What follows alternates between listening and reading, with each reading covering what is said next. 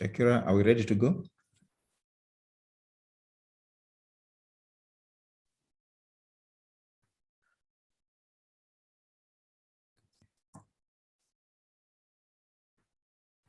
Shakira?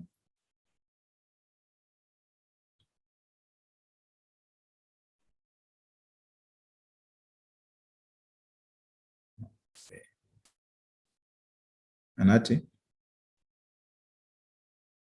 Hello?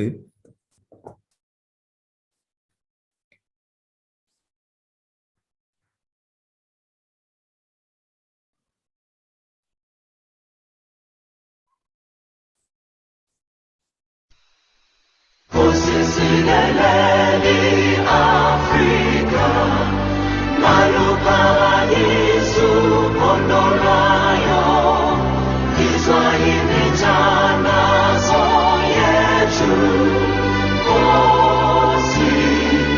usisilelena China, lusapolwayo, Murena buluka si chama sa Yesu, there is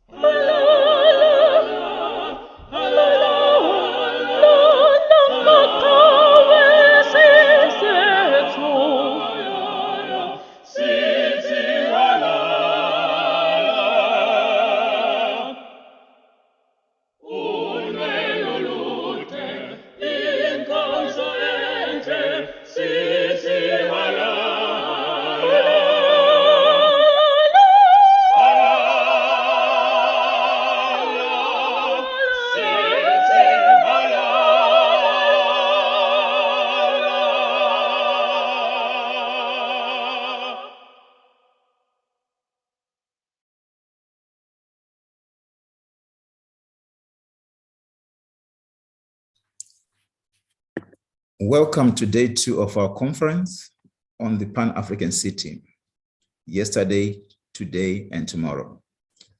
I'm Professor Lovemoch Pungu, and I will be chairing this plenary session.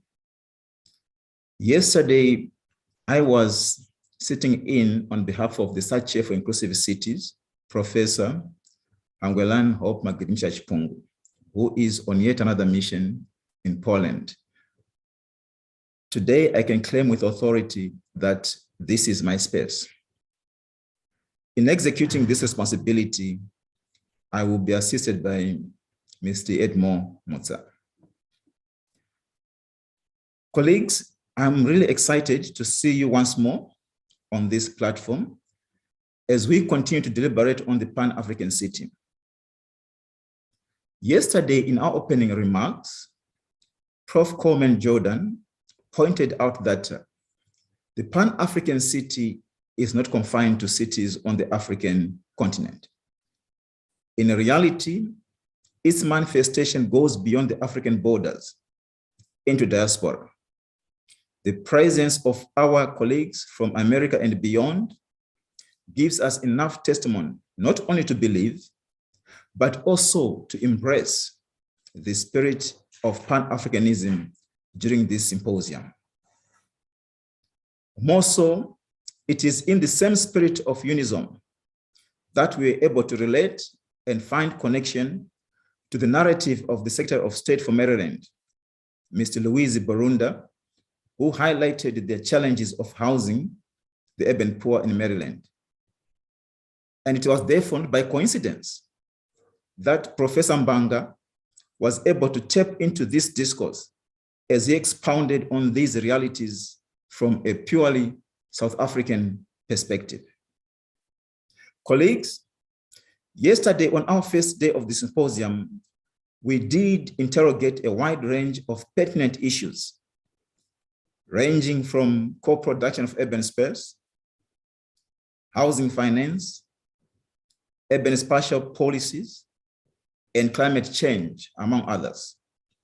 I strongly believe that the search for lasting solutions to these issues did not end yesterday, but we will continue with the same narratives in our various avenues as we seek lasting solutions to the challenges we're experiencing in our cities. Today is a new day, and it comes with its own array of issues for interrogation, which I believe I will be able to share with you as we proceed with our session. On that note, allow me to bring on board our collaborating institutions. The journey which we took to realize these 3 days we are celebrating as our symposium on the Pan-African City was a long and twisted road.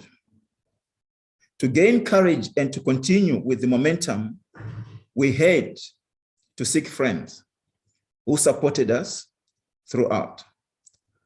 Among such institutions is the Bowie State University, which is represented by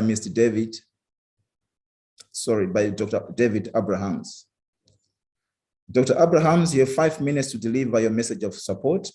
Can you please go ahead?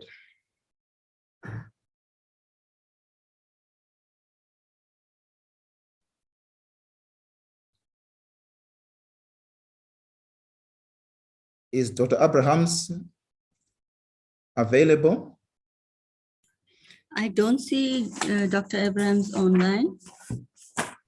Okay, so if he's not online, can we proceed to yet another institution, which was very helpful in our journey? That is the Institute of Human Settlement Practitioners in South Africa, which is being represented by Mr. Lawrence Ramashamola. If there's one person I have known to be instrumental and who remained resolute right from the inception of the Pan-African City Symposium, it is Mr. Ramashamola. And indeed, it is a pleasure to have him on this platform to give us messages of goodwill representing the Institute of Human Settlement Practitioners in South Africa. Please, Mr. Ramashamora, can you share with us your message of goodwill?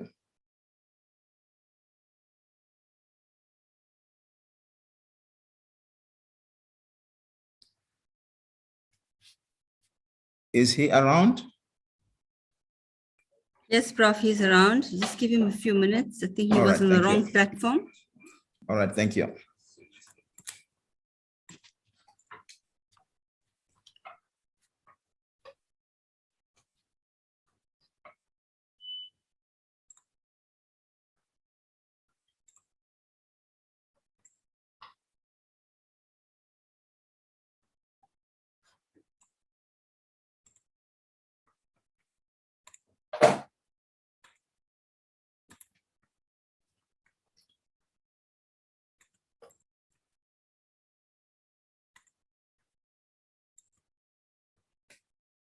He's having difficulty. He can't unmute himself.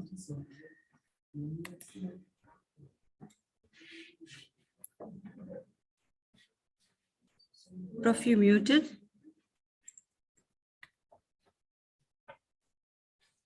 I was saying, should we give him a few moments? I think just give him a few minutes. Just move on to the next one and then we'll continue. I'll try and help him out. All right. Colleagues, while we are trying to settle down on one or two issues, allow me at this moment in time to call upon our Dean, Professor Ernest Kalema, who is the Dean of the School of the Beauty Environment and Development Studies here at the University of KwaZulu-Natal. Prof, the stage is yours. Can you go ahead?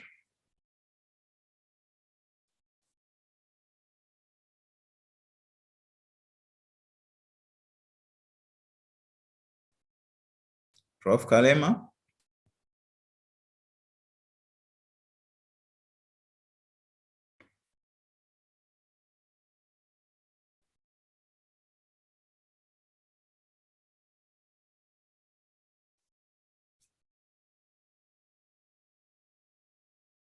Colleagues, I just saw the message from Mr. Ramashamola that he is held up in another commitment, so he has been delayed. In the meantime, we can proceed with Prof. Kalema if he's ready.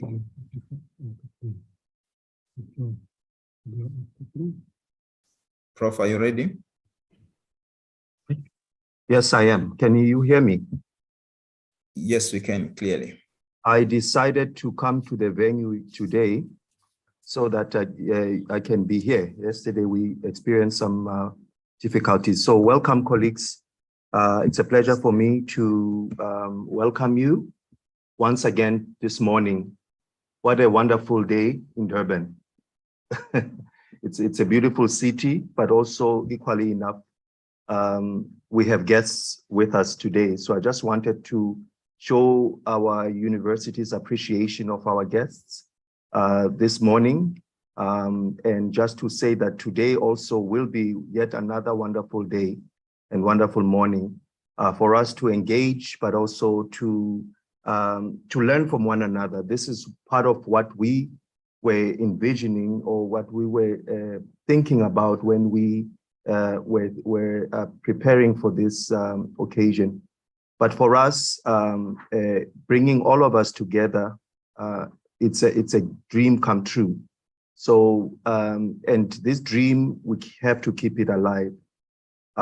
It is a work of labor, a labor of love. And for us, what we want to get out of this whole event is to build lasting partnerships, but also partnerships that are meaningful to all of us. And for me, seeing our colleagues who are visiting, but also those who are abroad, those in South Africa, all over the continent of Africa, it's a pleasure. And without further ado, I would like to welcome the US Consulate who has gracefully joined us in our venue today, just to say you are welcome, ma'am, and thank you for your presence. But also just to also on behalf of the university, our Vice Chancellor, Professor Nana Poku, but also our Deputy Vice Chancellor, Nhlanhla Mkhize, from the College of Humanities. I just want to say this is home and you are welcome all the time. Every time, this is your home. Oh, thank you so much. Colleagues, I don't want to take any further time, but just to say, we are here to learn, we are here to engage, we are here to know one another, but also we're here to offer solutions to issues that are impacting our communities wherever we are. So let's get to it. The work begins now. The work was planned before. The work begins now. Tomorrow, we have to make sure that we move ahead with the agenda of empowering our communities for better lives. Thank you so much.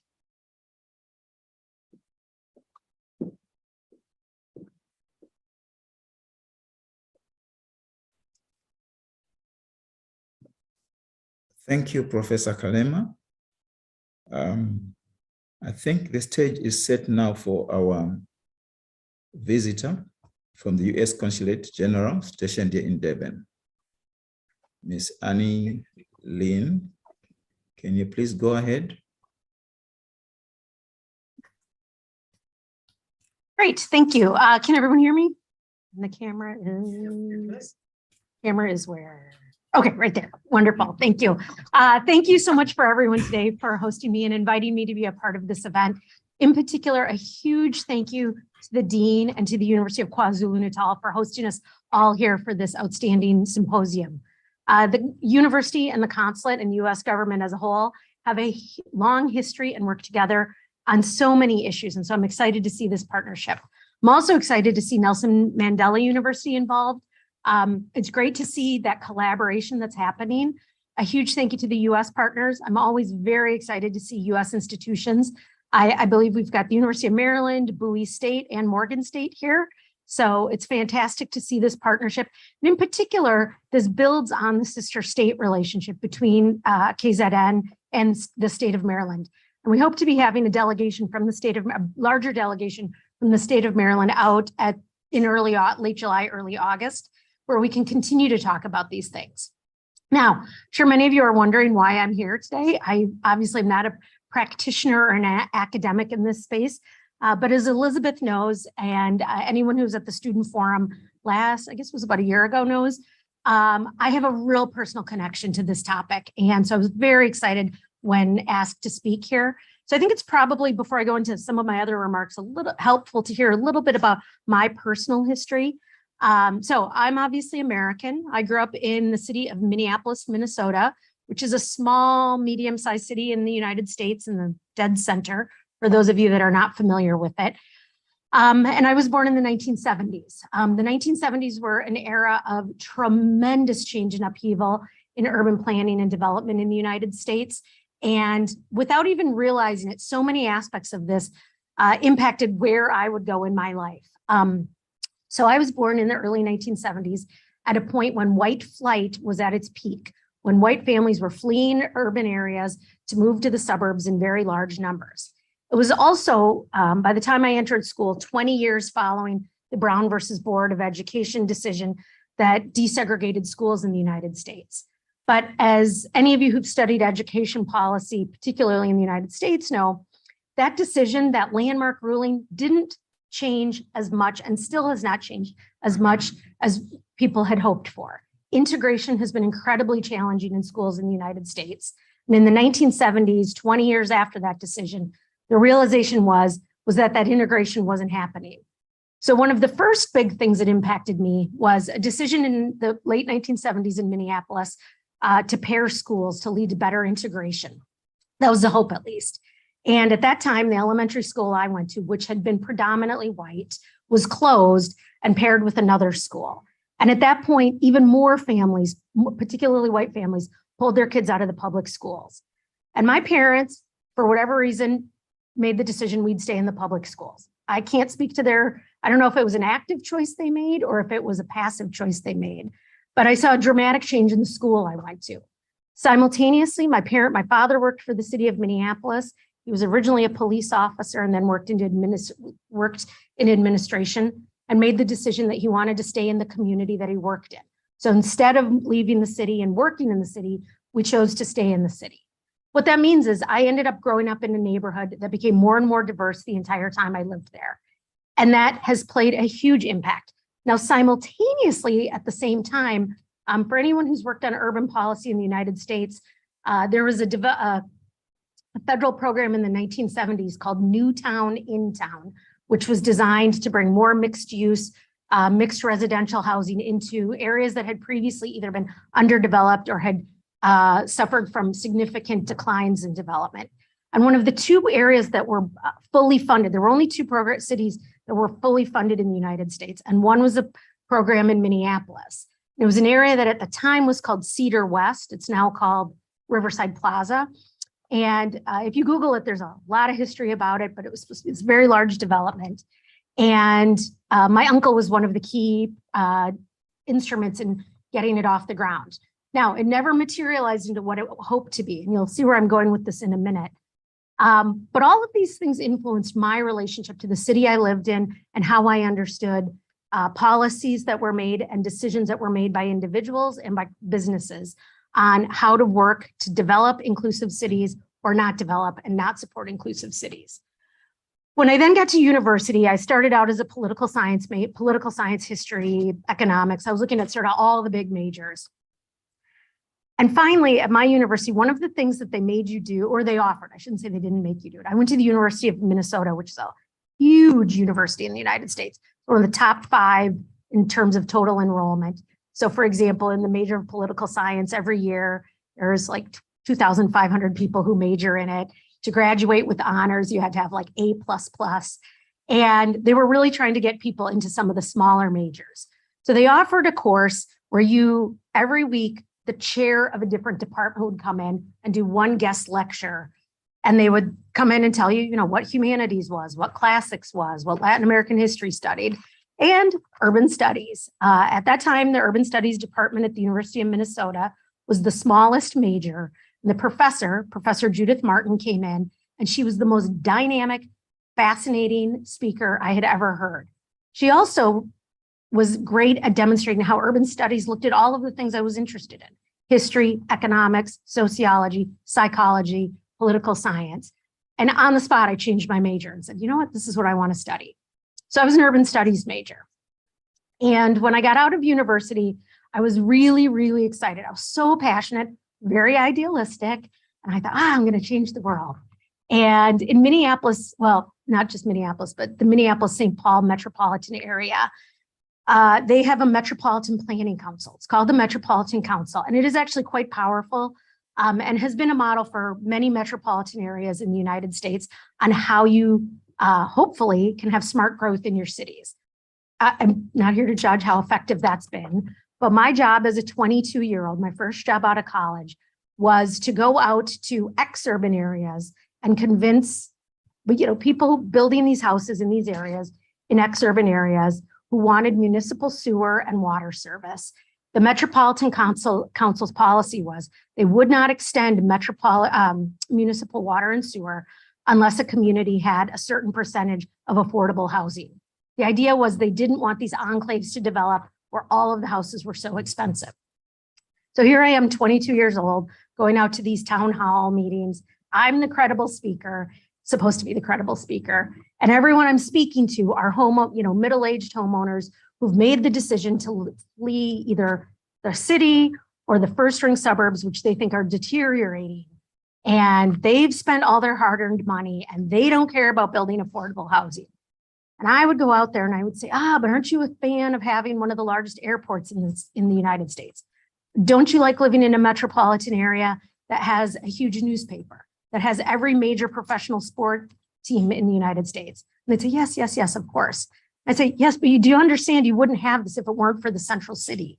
They're not going to build an airport in the ex-urban area that only serves the 10,000 people that live in this tiny suburb. And I was terrible at the job. I wasn't very effective. And it was very disillusioning for me.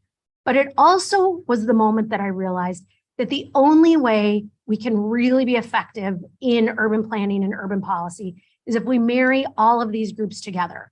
The individual decisions that people make, the choices government make, the choices business make. And I think oftentimes in the academic setting, it can feel like, how am I going to make progress in that space? How am I going to convince people to change their decisions and their policies? And I think that's one of the reasons I wanted to come talk to you today, because I think particularly in the international context, at the US government and particularly at the US Consulate, one of the things we try to do in everything, not just urban policy, but everything, is bring these communities together to help find solutions. I was very heartened to hear many of the comments that have already been made. One of the areas we really work closely with is the diaspora and helping to build those relationships. That's been a relatively new development for us as the US government, to realize that tapping into the diaspora is critical to the development in their home countries, that they're oftentimes the best positioned to make those linkages between the United States and the country that they originally came from. And just as a footnote, the development that I talked about, the new town in Minneapolis that was built, that has become sort of ground zero for the Somali community in Minneapolis. Minneapolis has two very large African diasporas.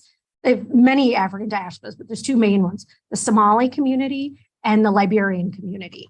And the role that both of those communities have played in the development of Minneapolis and the regeneration and the redevelopment of certain areas has been critical. And it's been a mixture of things that they have developed while living in the United States, but bringing in innovations and realities from their lives in Liberia and Somalia, respectively. So what do we do at the consulate? Like, how do we make that happen? One of the biggest things we do is work to support these collaborative experiences, help build the relationships between US partners and organizations in the host country. I know we have several people on the call who are not actually in South Africa, they're in other countries. And on this front, the embassies and consulates do the same thing. So the work I'm doing here in Durban is no different than the work my colleagues in Lagos are doing at the consulate there, is no different than what my colleagues are doing in Dakar at the embassy. We have an embassy in almost every country in Africa. I think there's only 3 countries where we don't have a physical presence.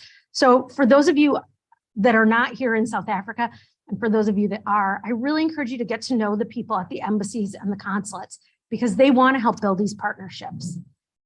We recognize most critically that cities are where the innovation is happening, and particularly in Africa, as the rate of urbanization is enormous and the challenges that are going to be presented are huge and different from country to country. As an American diplomat, I move every 2 to 3 years to a new posting. What that means is I've had the opportunity to live in a wide variety of types of cities. Prior to being a diplomat, I lived in Minneapolis, Chicago, Washington, D.C. Those are the 3 cities in the US I've lived in. Overseas, I've lived in the mega city of Shanghai, China, where the size and scope is just almost incomprehensible for me. I've lived in cities that have had to struggle with the legacy of colonialism and the colonial housing patterns, Durban, Cape Town, Lahore, Pakistan. I've also lived in several new cities that 50 years ago literally did not exist or barely existed, Islamabad, Nouakchott, Mauritania, and Dubai, who have the luxury on some hands of developing a city with some lessons learned, but also sometimes a blank slate can be the hardest place to build and decide what to do. It can be the hardest place to get people to agree on what to do when you have no parameters. And one of the things that's been most exciting for me to see is where those partnerships and collaborations develop. Cities are where so much of the work is happening. Experiments on universal basic income, use of nanotechnology and biologics. I'm sure all of you are aware of one of the ways they've been tracking COVID around the world, and particularly in scientific and health communities, is by looking at the wastewater and testing the wastewater. And that's proving to be one of the most effective ways to determine the prevalence of COVID. I mean, who would have thought of doing that 50 years ago? It's amazing. And then obviously there's a tremendous focus on building resilient, sustainable cities that work for all of their populations, not just the citizens, but all of the residents. as we look at the challenges of migration and the movement of people, which is only likely to intensify going forward as we have more and more challenges from climate change and climate resiliency. I think there's two things I do want to touch on that the US government is doing. Here in South Africa, one of the areas that we're very focused on right now is what's called the Just Energy Transition Partnership. For many of you in South Africa, I'm sure you're well aware, South Africa per capita is one of the highest carbon emitters in the world. They're also facing enormous challenges from climate change, whether it's the recent floods that have hit KZN so hard, the drought and water challenges in much of the rest of the country. I mean, it's fascinating that in South Africa, which is not physically that large of a country, they simultaneously have too much water in some parts and not enough water in other parts. But recognizing a problem and solving a problem or evolving the problem are two very, very different things. So one of the things we're working very closely with the South African government on is what's called the Just Energy Transition Partnership, which is recognizing that for South Africa to move off of coal, they're going to need assistance with all the jobs that it would go away with taking coal offline. Coal is a huge, huge job producer, not just in the actual mining of the coal, the trucking of the coal, the shipping that goes out of the port of Richards Bay. So Richards Bay is one of the municipalities with the cleanest audit in KZN. And how do you keep that city functioning and moving forward if its largest industry is in a dramatic transition point?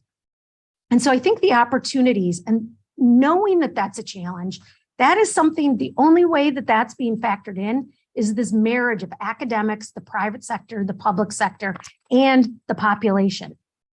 And so as the conversations go on today, I hope, and over your relationships, I hope that you feel comfortable coming to tell us the challenges you're encountering, because that is the way we factor it into policy at a global scale and at a local scale.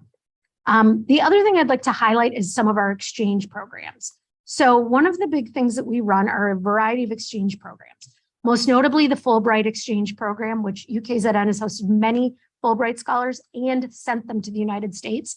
It's a two-way program, and so you can be both a host institution and a sending institution. It's almost entirely driven by the universities and the academics either applying or seeking out particular candidates. So please, I encourage you to think about, would you benefit? Do you know, oftentimes the way we find it to be most successful is a university will have someone they're working with in the United States, but what they don't have, either their university or the university in the United States doesn't have the financial resources to be able to make that exchange happen. That's a perfect scenario for a Fulbright. It can be something where you as the university or you as the academic come to us and say, you know what, I've got this partner. We've got someone from UniZulu right now going to the United States who they found the partnership all on their own. They'd been working with this partner in the United States for years, but what they'd never been able to do was find that way to make it happen where there was an exchange program. So it was a one-year exchange. That's a great opportunity for Fulbrights. At a shorter time duration, we have the International Visitor Leadership Program. This is something where we bring people over for 3 weeks. Usually you go to 3 different places in the United States. And the topics are wide ranging. We have one on sustainable cities this year. We have one on smart ports. We have one on building resilient housing in areas impacted by climate change. Now, we do not pretend to have any of the solutions. So for example, Durban has a very close relationship with the city of New Orleans, which is fantastic. They face a lot of the challenges. By no means do I go in there and say, oh, New Orleans has solved everything. They know everything to do with flooding and resilience. They haven't solved it. What they have is they have learned and they've got some experiences to share, just like Durban has experiences to share. So I encourage you to reach out to us. The other thing I would say is in your academic work, if you find young people who need that exposure externally, even if they're not in your academic space, if they're in government, if they're in community or organizations, reach out to your embassy and consulate. They might have a program where they can get them that international experience. At the end of the day, some of the biggest partnerships and most successful partnerships we have found have proven the biggest benefit down the road are when we can find a way to link up people, particularly between democracies. So as everybody in this room knows, one of the challenges of urban development, urban renewal, urban planning in a democracy is everybody has a voice. Everybody having a voice means it can be a lot harder to get things done. And so it can be really challenging. You know, again, I've lived in Dubai, I've lived in China. These are places where you're like, they've developed this quite well. Well, it's because they don't necessarily have to consult with all their stakeholders. And that is not the reality in South Africa, Nigeria, the United States, Kenya. And so we want to help build those programs where you're working with people who face the exact same challenges you do. So please see us as a resource. And then the last thing I just want to close with is a huge thank you for all of the work you're doing. When I look at the topics that you're talking about on the symposium, there's not a single topic that I do not think is relevant and incredibly important to the lives of the people in the countries you're working in and the country, all of our countries as a whole. These are enormous challenges. And I sometimes get frustrated when people chalk everything up to, I'm going to find a solution. I'm going to find a solution. I'm a big believer that in reality, it's very rare to find a solution. What you do is you find a way to move the challenge to whatever it's going to evolve into next, and the work always continues. So I just want to say a huge thank you for the work you're doing. I know that working as an academic, particularly a research academic, can be incredibly lonely. And you can sometimes feel like, is anyone going to do anything with this? So it's very, very exciting for me to be a part of this today. And thank you very much. Thanks.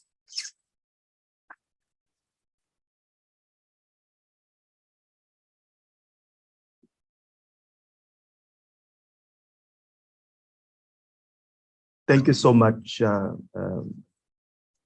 for those words of encouragement, but I also thank you so much for the opportunities. I think young people will grab them as much as they can.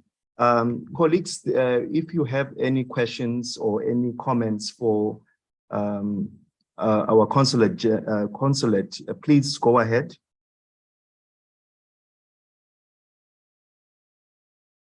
If I can make one comment, please. Also, please feel free if you do have questions or ideas after the fact. The Tando's got my email address. Feel free to share it widely. I'm happy to correspond via email. Thank you. So, Prof. Shipungu, are there any hands on the virtual space?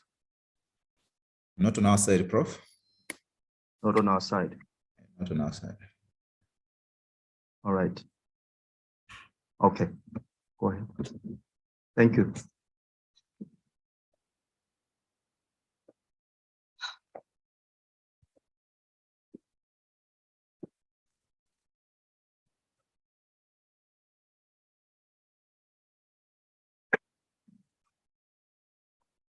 And first of all, I want to thank you for your wonderful remarks.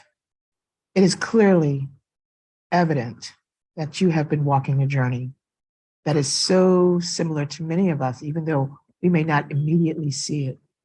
You see the spaces in which people live, how we live together, and the challenges that we have. You also see that that journey is not always easy and that there can be many barriers and challenges along the way. They're not always challenges of physical structures. They're challenges of people's resistance and misunderstandings and fears. We at the US-Africa Collaborative are hoping that we can work with you and other consulates throughout the continent of Africa to bring the diaspora together to look for those solutions. And I really appreciate your remarks about how difficult solutions may be to come by, but we do know that the journey is worth the effort and that we find these small successes along the road and we celebrate them. And much like today, excuse me, as we start off the symposium today, and we're trying to patch in people from remote areas, and hopefully the time zones are not causing it to be difficult in figuring out the timing. We're still moving forward. We are still building the path, because in some cases, it's not always the road that's sitting out there for us. It's the road that we have to build as we proceed on the journey. I want to thank you for having the vision to recognize that collaboration within the diaspora is going to be critical. And one of the goals that we have for the US-Africa Collaborative is to start building those bridges between the diaspora and the United States, seek out the diaspora and the United Kingdom, and bring the expertise and vision, creative resources to bear in building not just a better world in the African continent, but a better world throughout the African diaspora. We have all been on a journey. As we've watched migration patterns throughout history, we know that they have not always been easy on the diaspora. And what we see is that there's a beauty and resilience in the diaspora itself that keeps saying, we're here and we want to be heard. And what we're learning is that we are starting to look not outside of our community, not outside of the diaspora, but starting to look inside the diaspora, because we know that our solutions exist amongst each other. And when we all get together, like we're feeding off of each other's energy, it has been powerful. It's been a powerful experience. I am so grateful that you have taken this opportunity to listen to us, and that you started that journey last October with the Student Forum. And what I was so amazingly appreciative of was how willing you were to rise to the occasion and speak with us and listen to us. It is a wonderful opportunity when you see a public servant who really understands the value of public outreach and the value of listening. And so I'm so appreciative of you today, of you tomorrow, and not to put a burden on you or raise any expectations, but to know that you are willing to listen, and that because you have had the grounding discipline of studying urban studies and your experiences in other parts of the world, you know that solutions, as you said, are hard to come by. But we do know that every time there is a step in the right direction, a new partnership developed, a new friendship developed, that we are well on the way to at least achieving the possibility of solutions. I thank you for your care. I thank you for your presence. Most of all, I thank you for your energy. It was evident that this is work that you believe in. And we are grateful to have you in Durban on the ground, willing to make these connections in the diaspora. And we know that as a vehicle for change, it's critical to have partnerships that have principles and values, and who really just understand that the easiest way to begin the dialogue is not by talking, it's by listening. So I thank you for your graciousness, for your thoughtfulness, and most of all, for your presence. Thank you so much.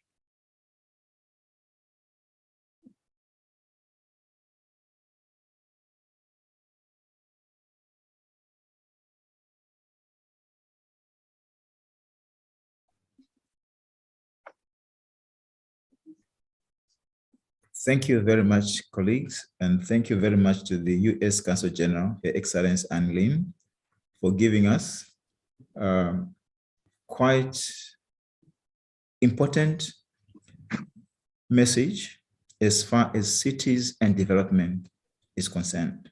It is quite intriguing to note that issues of underdevelopment, issues of urban decay, migration, among others, are yet still major challenges we face in our urban societies.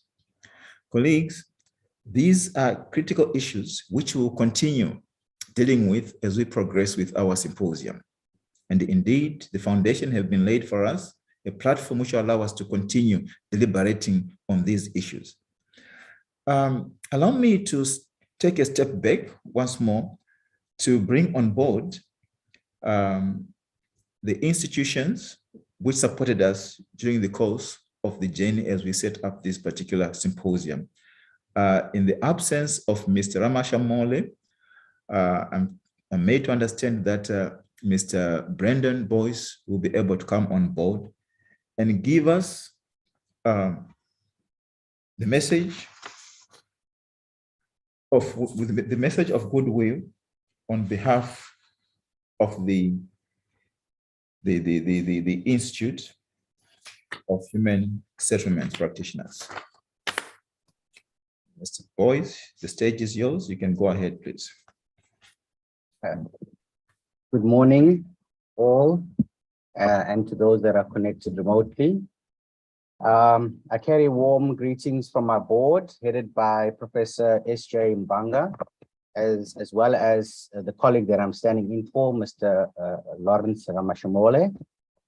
And in African culture, it's very rude or unheard of to speak after your elders have spoken.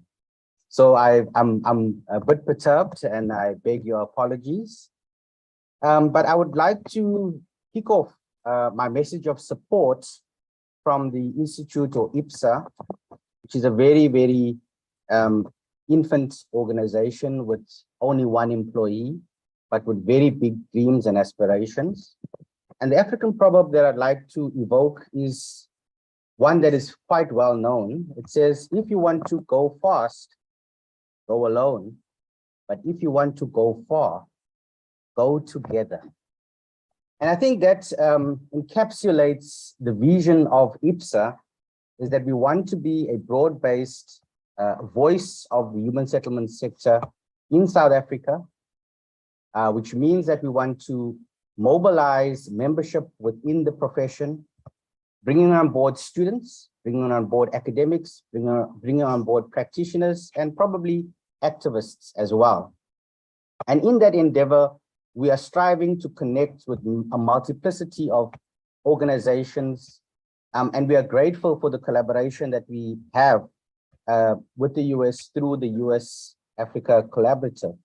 We're also grateful for our collaboration with the multiplicity of universities which are under or form part of IPSA, most notably UKZN, UNISA, University of Free State, University of Fort Hare, NMMU, of course, and the list will grow as we mature as an organization.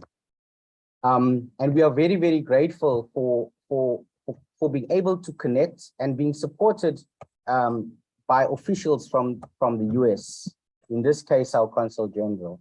We are grateful that this is, and it talks to the growth of IPSA and the collaborations that we're trying to evoke and inspire. This is only our second collaborative event, and you have been with us from the very beginning. Our regional African student conference, which was held at the University of Fort Hare in East London last year, in the midst of the pandemic. And so we're grateful that you are a founding partner.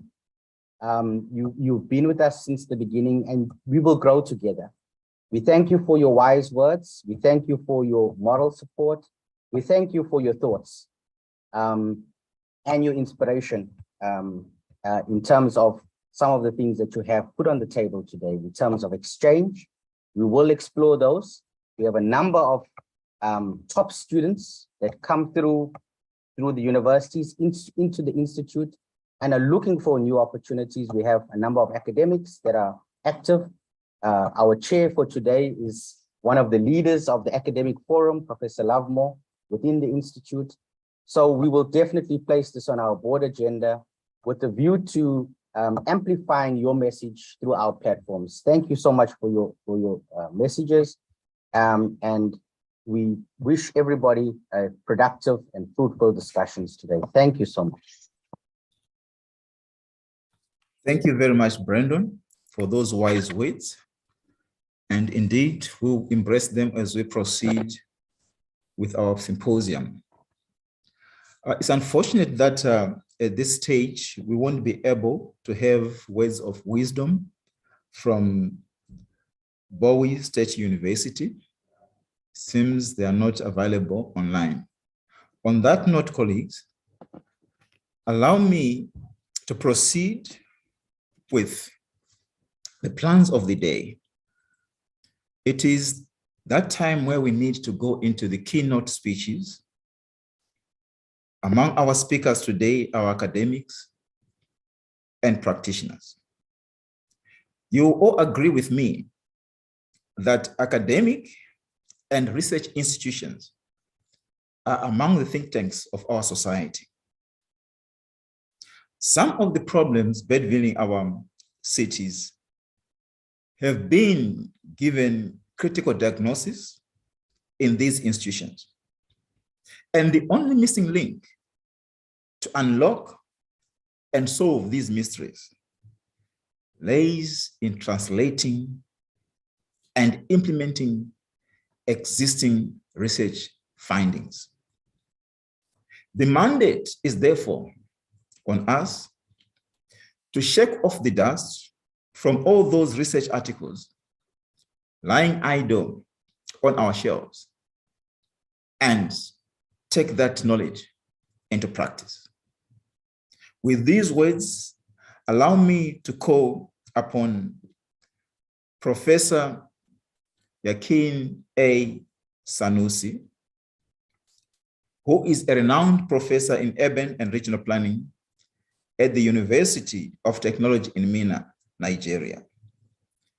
In his career path, Professor Sanusi has taught at both undergraduate and postgraduate levels. Over the years, he has served as a dean, deputy dean, and head of department in urban and regional planning. He is a registered town planner with the Institute of Town Planning in Nigeria. He has diverse research interests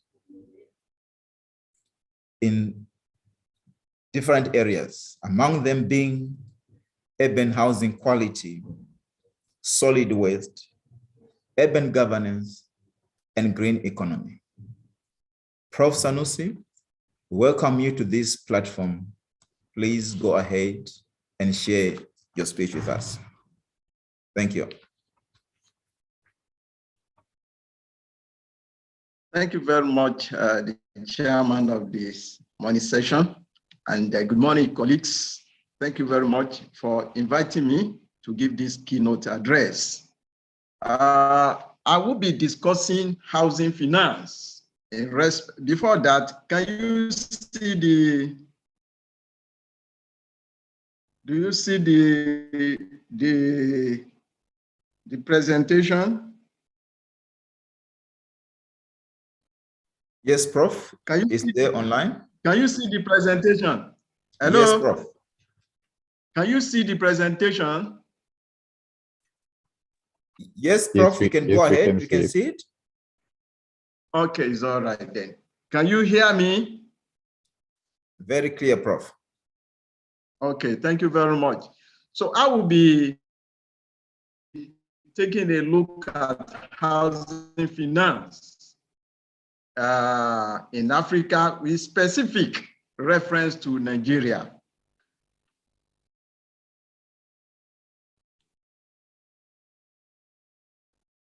I will first, in doing this, I will take a look at the background issues to housing finance. I'll look at housing finance in Africa generally, just to have a general view of housing finance in the continent. Then I will look at the Nigerian situation. Now, my summary of the situation of housing finance is that the government is there theoretically for all of us in matters of housing finance, but we are there practically for ourselves and for one another. And we will see the relevance of this statement as we go along in this presentation.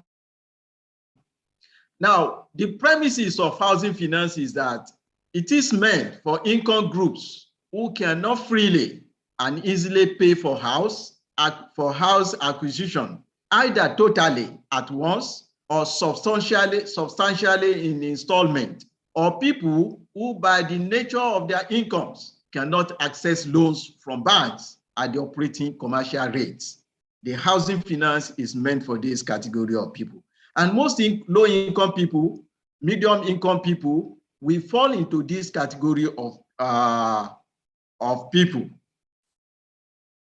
The housing finance is very, very relevant to us, particularly within the context of the built environment. If we are looking for sustainability, we are looking for welfare of the people, then we must be able to focus attention on housing finance. It is vital for housing delivery in two ways. One, finance is needed by the suppliers of housing. Secondly, finance is needed by people who acquire housing, either in rental form or in purchase. So finance is relevant to the two of them. Now, the demand, it is part of nation's financial system. Housing finance is part of nation's financial system. For this respect, it deepens the financial sector and contributes to economic stability. Now, housing finance also allows housing professionals to function. Hence, it contributes to direct and indirect employment. Now, when finance in the housing sector is available, the builders, the town planners, the estate surveyors, the architects, the quantity surveyors, and the land surveyors, all of them will be engaged, so long as there is a adequate finance of housing. Now, a mature housing finance system that broadens active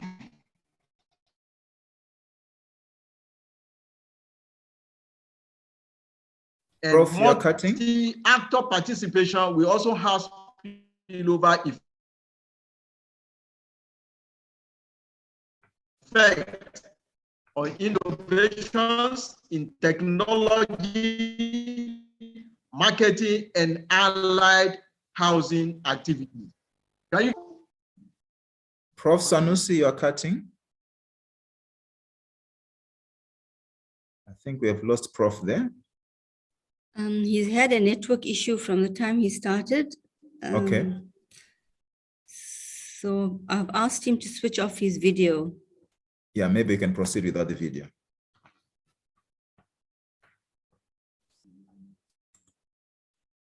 He's still online, so. Yes, I can see that. Prof. Sanusi, please continue.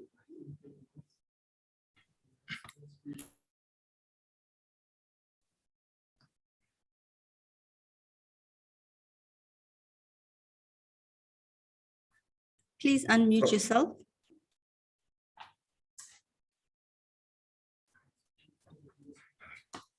I think he can't see, he have muted himself there. Can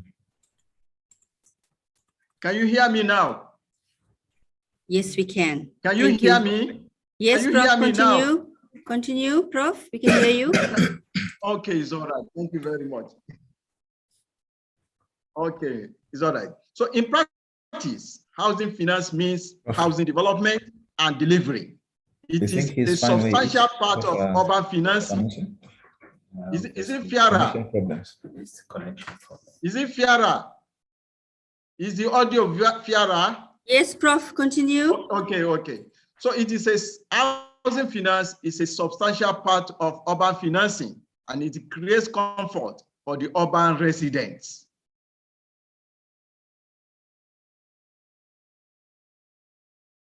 Now, the target of housing finance, the goal is that finance is for sale, it is for renting. If we finance housing, it may be for sale, it may be for rent, and it may be for self. In that case, self-occupier of the housing facilities. Now, when we look at the Africa in general, we discover that the features of housing finance are similar among the owned institutions. Housing finance market is small and undeveloped, and in most cases, it represents less than 1% of the nation's GDP. Very low proportion of the population use mortgages to acquire loan for housing development. For example, in Nigeria, less than 1% of loan. Hello, Prof. Are you able to put your presentation on slideshow? My presentation on slideshow. Okay.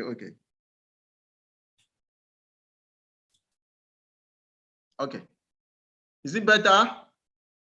Thank you very much. We can proceed. Okay, it's all right. So, very low proportion of the population use mortgages to acquire loan. And let's say, for example, in Nigeria, less than 1% of the loan portfolio by commercial banks go into mortgage financing. Now, there is encouragement of private lending in Africa housing financing now. And also, there is an increasing role of microfinance. Microfinance is becoming more and more important. Why? Because it is community-based. Microfinance is community-based, people-centered. The capital base is slow, and then the conditions for registration are less stringent. It mobilizes savings from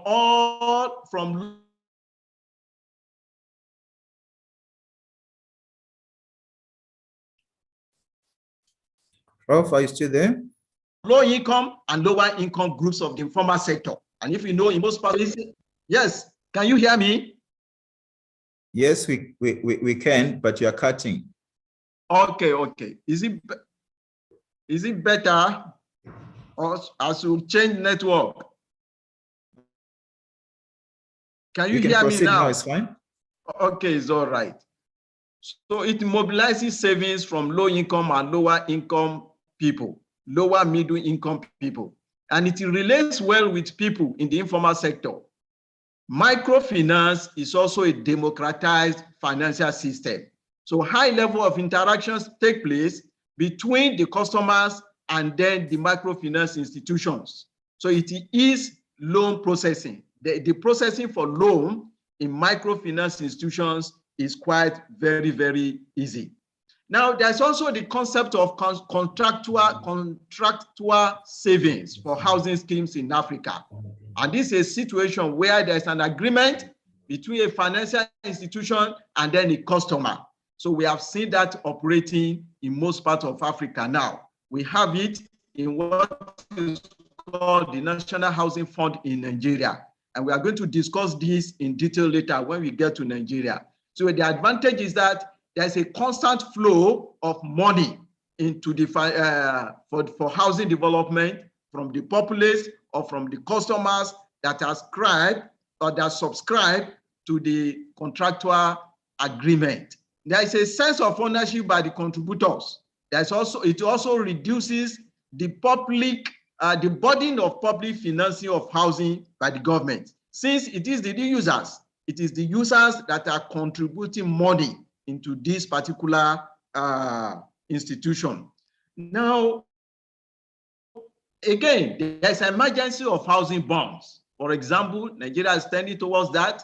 And then we have a very good example in the Shelter Afrique that within 2005 and 2014 has issued 5 housing bonds. So Nigeria is also tending towards the housing bonds now. So the effects of all these features of housing finance in Africa is that we have housing deficit.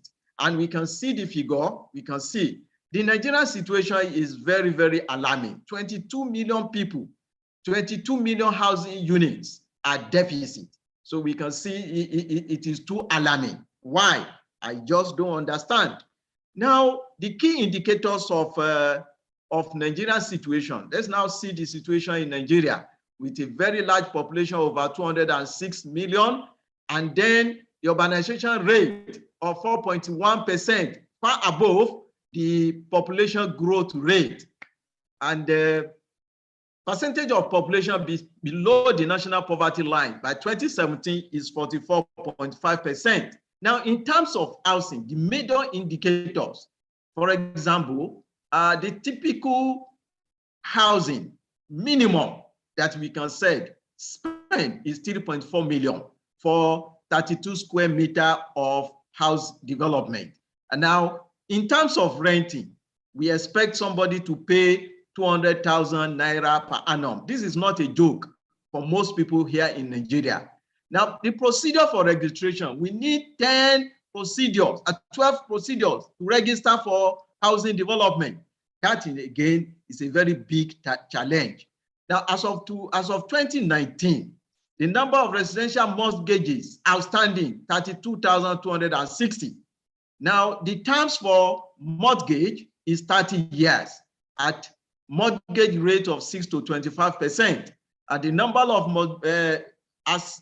the number of residential mortgage providers. We have 56 of them, the provider of the former mortgage system. But then the microfinancing, we can see the number, 975 number. So that definitely makes it more relevant for most people. Now, Nigeria has undergone, housing finance in Nigeria has undergone a lot of changes, starting from about 1924 up to 1956, 1971, when we had Federal Housing Authority, National Housing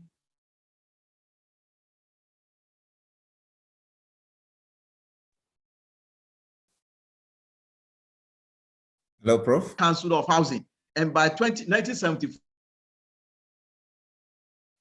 we have the Federal Housing of Government Staff Housing Loans Board, which is a staff housing loans. Federal Mortgage Bank, are you hearing me? Yes, we can, but you are cutting. Okay. Can I change the network, or I should continue if it was a... No, for now you can proceed, Prof. Okay. Now, in 1977, we have the Federal Mortgage Bank of Nigeria. Today, it is at the center of housing finance by the federal government in Nigeria. Now, but in 1989, a major innovation was introduced to housing finance in Nigeria through the National Housing Policy of 1989. And that provided for what is called the mandatory housing scheme. At the core of this mandatory housing scheme is the National Housing Fund. And in this case, all government workers it is compulsory for government workers to be part of this National Housing Fund. That is what the law says. Okay. So there is also the government financial transfer, by which case annually government is supposed to allocate some fund to housing finance in the country. Then we have the Infrastructure Development Fund, which is also supposed by that policy to contribute to housing fund. Now, the enhanced private sector participation has also been brought into housing finance in Nigeria. So the private sector are expected to play more role in housing finance. They can purchase housing bonds. They can also establish primary mortgage institutions. And then we also expect investment in real estate development. That is the provision in the 2012 National Housing Policy, which is an amendment to 1989 National Housing Policy. Then it also makes a provision for extension of microfinance schemes and rental housing options to young and low-income people. Then there is international financing sourcing. So the policy in 2012 is also looking for housing finance beyond the borders of Nigeria, attracting offshore funding for housing development. Now, this is the scheme, the general framework of housing in Nigeria. We have the Federal Mortgage Bank, which we have the National Housing Fund. The Federal Mortgage Bank is the operator of the National Housing Fund. Then we have the other key players. So generally, we have the regulators of the housing finance system, we have the financial institutions, then we have the developers. Of course, we also have the consumers in various scales. So the National Housing Fund, the key issue is that it is the most important provision of the National Housing Policy. It is at the core of housing finance in Nigeria. It is also part of the mandatory scheme proposed by the National Housing Policy. So the objectives, part of the objectives is that it facilitates mobilization of funds for housing development by Nigerians at affordable prices. And it also ensures constant supply of loans to Nigerians and provide incentives for the capital market to operate as far as housing finance is concerned. Hello, now, how does it actually operate? Can you hear me? Yes, you can hear you. Yes, you have 5 minutes to wind off your presentation. Okay, it's all right. Thank you. So the operation of the housing finance is undertaken by the National Mortgage Bank of Nigeria. And the thing is that people must contribute 2.5% of their income, monthly income, to the fund. So at the end of the day, let us see, has it fared well, has it done well? So what we discover is that the National Housing Fund has not succeeded in providing housing for many persons in Nigeria.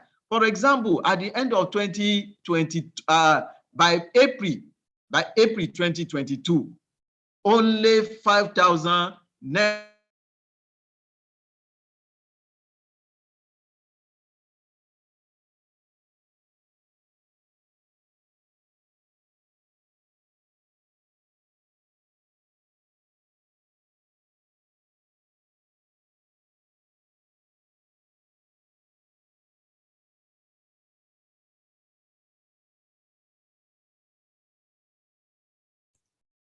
We have lost Prof. Sanusi.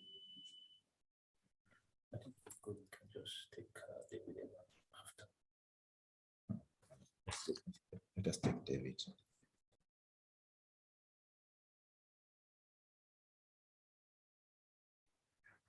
Hello, Prof. We've lost him. I think we have lost Prof there.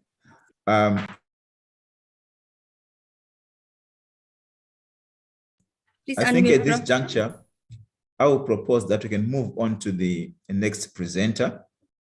And then when it comes to the time for questions and answers, we'll be able to touch base with Prof. Sanusi. All right, colleagues, I think we've heard quite a wide range of issues on housing finance from Prof. Sanusi. Can I propose that we take all the keynote presentations, then at the end of the presentations, then we can have a question and answer session. This, I think, will be in the interest of our time. Allow me at this stage now to bring on board Mr. Martin Lewis. One thing I like about these symposiums is that they provide an opportunity to blend theory and practice. It is out of such interactions that solutions to some of our nagging problems are born. Talking about theory and practice, we have Mr. Martin Lewis, who over his years have been in practice, both in academia and in government. He is a registered professional planner with SACPLAN, SAPI, and RTPI. He is also a member of ISOCOP and APA. He is an editorial board member of the Journal of Town and Regional Planning. He spent 15 years, of course, as a public servant, and he is currently the CEO of SACPLAN. His areas of interest are in land use management, spatial planning, and property development. Mr. Lewis, the stage is yours. Thank you. Thank you very much, Program Director. I just want to check. I see it seems like Prof. Sanusi is sharing his screen, so I can't share my screen. Yes, Prof. Sanusi, are you able to? Yes, let me. Apologies for that interruption. Yes. I thought we'd touch base on your presentation. It just went off. Answer time. It just went off. Can I just take 2 minutes to round up? Hello. I was proposing that we can log off, then we can take up this discussion in the question and answer time. Okay, it's okay. Thank you. It's all right then.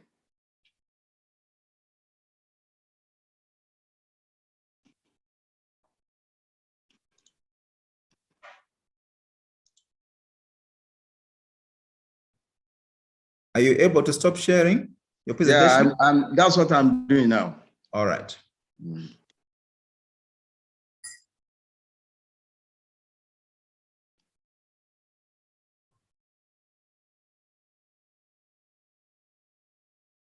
I've instructed to stop sharing. Okay, thank you very much. Yeah. Martin, you can go ahead, please. Thank you very much. Can I just confirm that my slideshow is visible? No.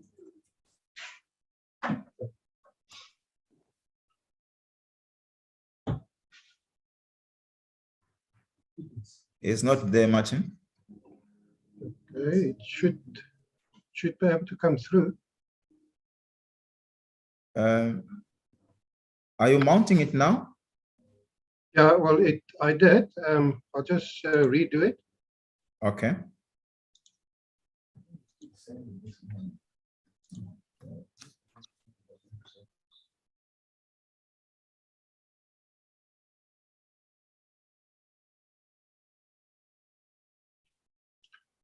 Are you able to see it yet or not? No, we can't see your screen. We can only see you. Yeah, okay. Let me try something else.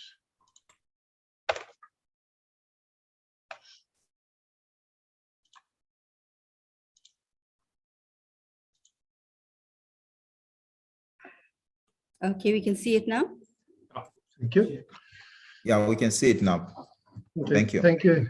Thank you very much. Thank you very much, Program Director, distinguished guests, fellow panelists, colleagues in Africa.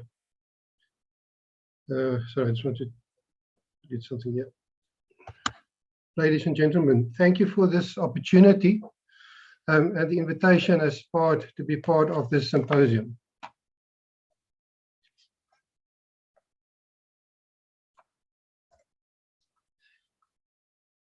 When I was approached to be one of the speakers during the symposium, I was looking at the different themes and realized just how interwoven these were. My presentation today does not fall squarely in only one of these thematical areas, but rather a very important aspect, I think, to ensure that we achieve what we set out to achieve in or through each of the thematic areas. I will start off with the symposium themes and then move over to the key transformation outcomes as set out by the African Union. From there, I will move to the conceptual framework for transformation that would be necessary as one of the foundational elements towards a Pan-African city. I will then end up with one example, Chair, only one example. And I think that example will challenge us and will start to challenge us to say, how do we actually achieve what we would like to see within a Pan-African city? Reading the themes, I was questioning what will we be saying within 5 years, within 10 years, within 20 years, when we reflect back on this symposium. Will we be saying that that was a turning point? Or will it just be another vague memory that we might not even remember? Looking at the themes, the first theme, co-production of urban space, it states that it requires recognition, acceptance, and guidance of conventional as well as unconventional spaces. Are we accepting conventional as well as unconventional spaces in our plans, in our policies? Are we encouraging the acceptance of conventional as well as unconventional spaces in our urban and regional planning curriculums? What are we teaching our students? What competencies and skills are our graduates going out with? The next theme is housing finance, and we've just heard a presentation on housing finance in Nigeria. Reference is made to different financial solutions. Are our financial institutions, our governments embracing the need for different financial solutions? Are they actually developing and implementing different financial solutions? We've just heard about some of the challenges within Nigeria relating to that. The next theme, urban spatial policies. We want to, and in certain instances, have moved away from colonial spatial policies. We've heard the first speaker also mentioned that as well. The Consul General Anne Linney mentioned that as well. What are we replacing it with? Or are we merely just renaming and redefining to a certain extent the existing spatial policies? Because that is what we know and that is what we have been used to. Then a word on everybody's lips, climate change, innovation and technology in urban space. We hear about fourth industrial revolution. We hear about ICT. We have experienced the impact of climate change within South Africa, not only South Africa, but the rest of the world as well. How are we going to explore and embrace innovative and alternative approaches? Load shedding is not new in South Africa. I just came out of a load shedding. The power went on now. And we've just seen that there's a possibility of stage 6. Were we not able to foresee this? Were we not able to see that this is what's going to happen? Alternative energy sources are well known. Solar power, wind turbines. I ask a question, why the reluctance? Why are we trying to limit this through our processes, through taxes? Will our policies and plans be able to adapt to that? I was exploring the use of a small wind turbine myself. I got the sense from everybody, or everyone that is trying to discourage me from that, saying that there's not enough wind. It won't link into the system. It will be noisy. I can just imagine what the city officials would have said. Spatial justice and the city, reference is made to the right to the city and informality. Who is defining informality? Is it the North? Is it the West? Or are we defining it ourselves? Inclusivity, we spoke about that quite a lot. It's a word that we hear at many conferences, in many conversations. Are our plans really striving to achieve inclusivity? Are our actions and activities encouraging or achieving inclusivity? Or are we just creating spaces that are grand on plans, but when we start implementing it, we move people. We say people cannot live there. They need to be of a certain economic status or stature. Then with regard to community, are we planning for or planning with? We have heard that so many times. Are spaces co-produced? The availability of spaces, of social spaces, and I'll touch on that a bit later in my speech as well. How do we co-produce urban spaces? How do we ensure that finances is aligned? And how easy and quickly can we amend our spatial policies? Program Director, colleagues, I want to move over to the Agenda 2063 with regard to the key transformational outcomes that is mentioned. The first one there is improvement of living standards. Reference is made to instances of hunger amongst women and youth that will be brought down to 20% in 2063 from the 2023 levels. Job opportunities will be available for at least 1 in 4 people looking for work. At least 1 out of every 3 children will be having access to kindergarten education, and every child of secondary school age in school. The second one there is transformed, inclusive and sustainable economies. GDP will be growing at 7%. How are we going to achieve that? Labor-intensive manufacturing. We hear about the impact of technology. How are we will we be able to ensure labor-intensive manufacturing and at the same time having the new technology developed and implemented? The beginnings of the value of blue economy. Have we really looked at the possibilities that we have there? Fisheries, we know about that. Eco-friendly coastal tourism. Excuse me, Martin. Yes. You sound a bit far. Let me just, is that better? It's better now. Thank you. Thank you. Let me just go back.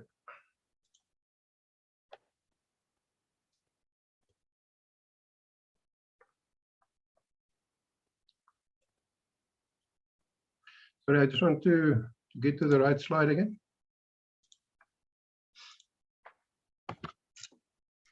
No problem. Go ahead.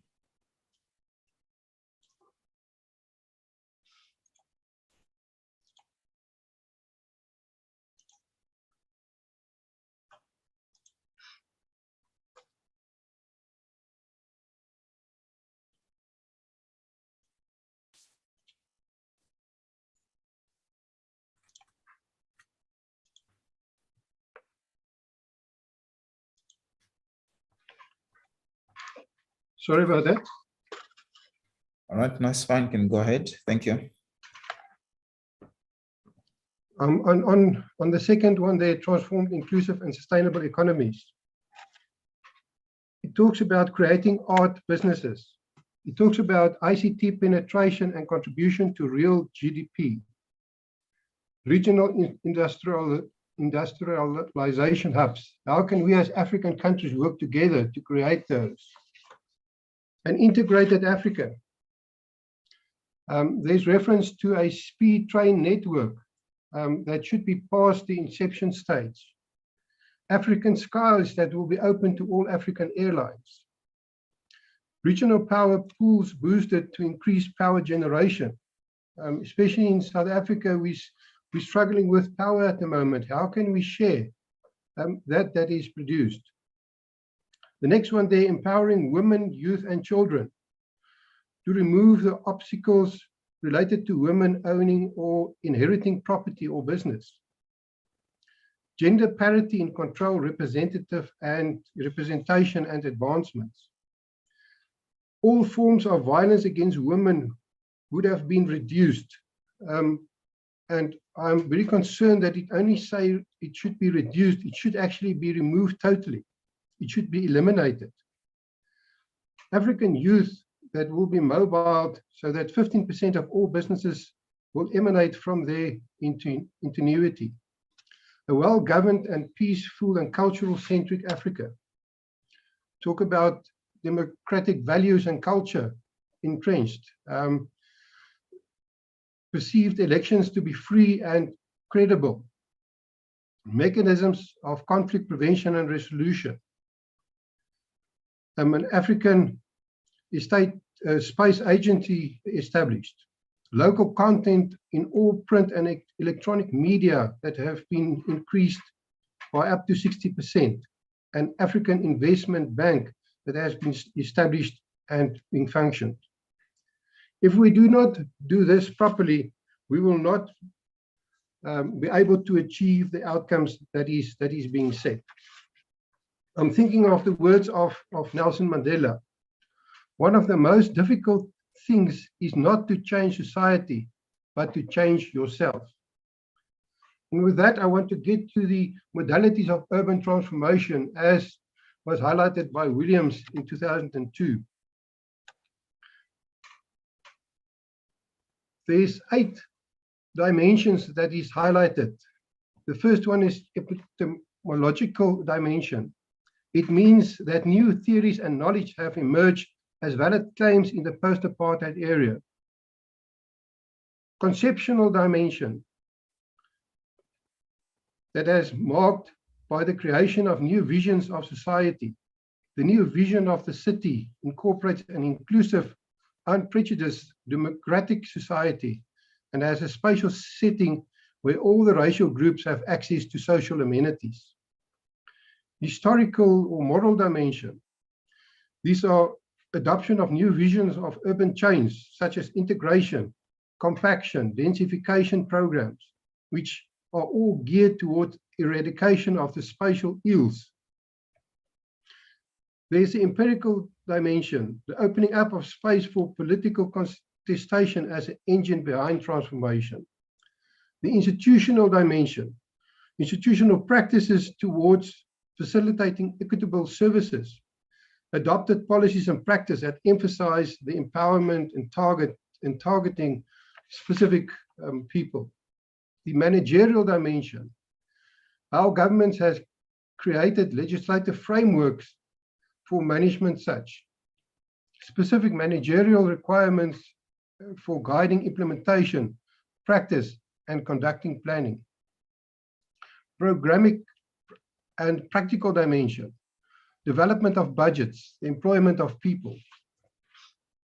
With that, I want to get to a conceptual framework that was developed by Sishlungwane and Lewis in 2016, where it talks about four areas of transformation. And when we talk about transformation, we've got a very specific idea, but this goes much wider. Firstly, the transformation of the mind. It involves the change of mindset, what we think, what we imagine, what we believe, what we choose, or what we create.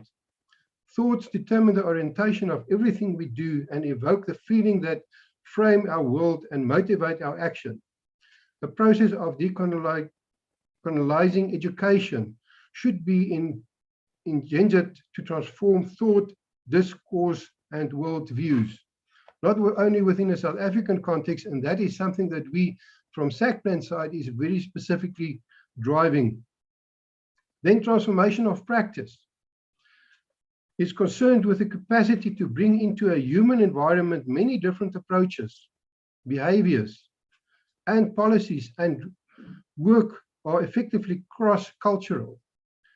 We have formal or so-called formal and so-called informal processes. How do we engage with that? How do we make sure that that is part of practice? It's concerned with the production of collective vision of reimagine everyday spaces, to see anew the potential of parks, downtowns, waterfronts, plazas, neighborhoods, streets, and I can go on. How do we see that? Transformation of space. It should ultimately result in or from the two forms of transformation that we've just spoke about. Transformation of the mind, transformation of practice.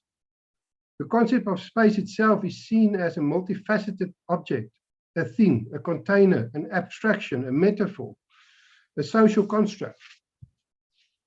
How do we tap into that? How do we bring that to the fore, especially the importance of space within an African context? Then transformation of society, traditions, beliefs, values, sector, interest. Transformation of society should entail a complete change such that the set of values and principles demonstrate behaviors, attitudes, policies, and structures. We need this to happen on an educational level. But how do we actually achieve this on a practical scale? And how do we think about development, about how our cities could change, how we could work together to co-produce urban space? How do we ensure that finance is aligned? How easy and quickly can we amend spatial transformation and spatial policies? Things are happening. One can see that. Program Director and I indicated that I will be using one example. 3D printing. The Department of Science and Innovation is piloting the use of 3D printing houses to address the housing shortfall. Far-fetched, some would say. The University of Johannesburg has printed a 3D house, an RDP house. They managed to do that. They do that in a single day, in around 5 hours. One would then argue, but it's a institution of higher education. How do we then see, is it possible? 14 Trees, a company operating in Malawi and Kenya, are able to build 3D printed houses in just 12 hours. It's a building process that reduces CO2 emissions as much as 70% when compared to typical house building projects. So they've done it. It can be done. Program Director, in conclusion. So where are we with regard to co-production of urban space? Where are we with our finances? Where are we with our spatial policies? Are we still living and holding on to yesterday? Are we busy trying to survive today? Or are we actively planning and looking forward towards tomorrow? Will our plans, will our policies, will our decision makers, will our planners, will our legislative frameworks embrace the new way and new methods of doing? Will we be able to think outside of the box? Thank you, Program Director.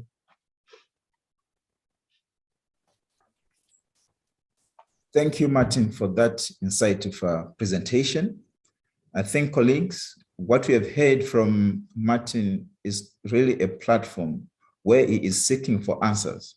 I did indicate at the beginning of the presentation for keynote speakers that what we need is a platform where we can transform our research into practical solutions. And indeed, Martin just gave us that insight with the intention of trying to change lives. And throughout his presentation, he raised critical issues which deal with responsibility. Who is supposed to define space? Issues which talk to the future in the form of Agenda 2063, whose intention is to achieve a number of issues. He talked about issues of innovation, and indeed, the University of Joburg's 3D prints on RDP housing is quite an issue which you need to embrace and think about. That was quite an incentive discussion, and I'd like all our presenters to keep within the time frame which Mr. Lewis did in his presentation. At this juncture, I will ask you colleagues to keep the questions to yourselves until we get to the end of the keynote presentations. Allow me to invite our last keynote speaker, who is Professor Leslie Bank. Let me continue my narrative on think tanks. Unless we provide such symposiums which allow for dissemination of our research findings, our efforts in research will be not recognized. But more so, unless if we cultivate a fertile culture of reading and researching around, our efforts in research won't be heard. Therefore, we have a responsibility to reach out to appropriate platforms which can convey our findings and translate them into implementation. Our last keynote speaker is Professor Leslie Bank. He is the Deputy Executive Director in the Division of Inclusive Economic Development at the Human Science Research Council. He is a renowned professor in social anthropology.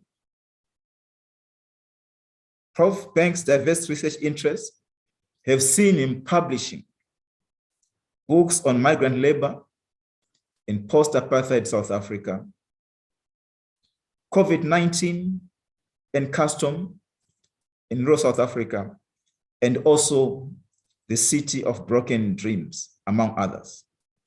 His keynote speech is based on his latest publication, which came out in 2022, entitled Placing the City, Innovation, Infrastructure, and inclusive urban development in South Africa. Colleagues, I'm seeing this linkage among all the papers. Allow me to bring on board Prof. Bank to share his experience. Prof, the stage is yours.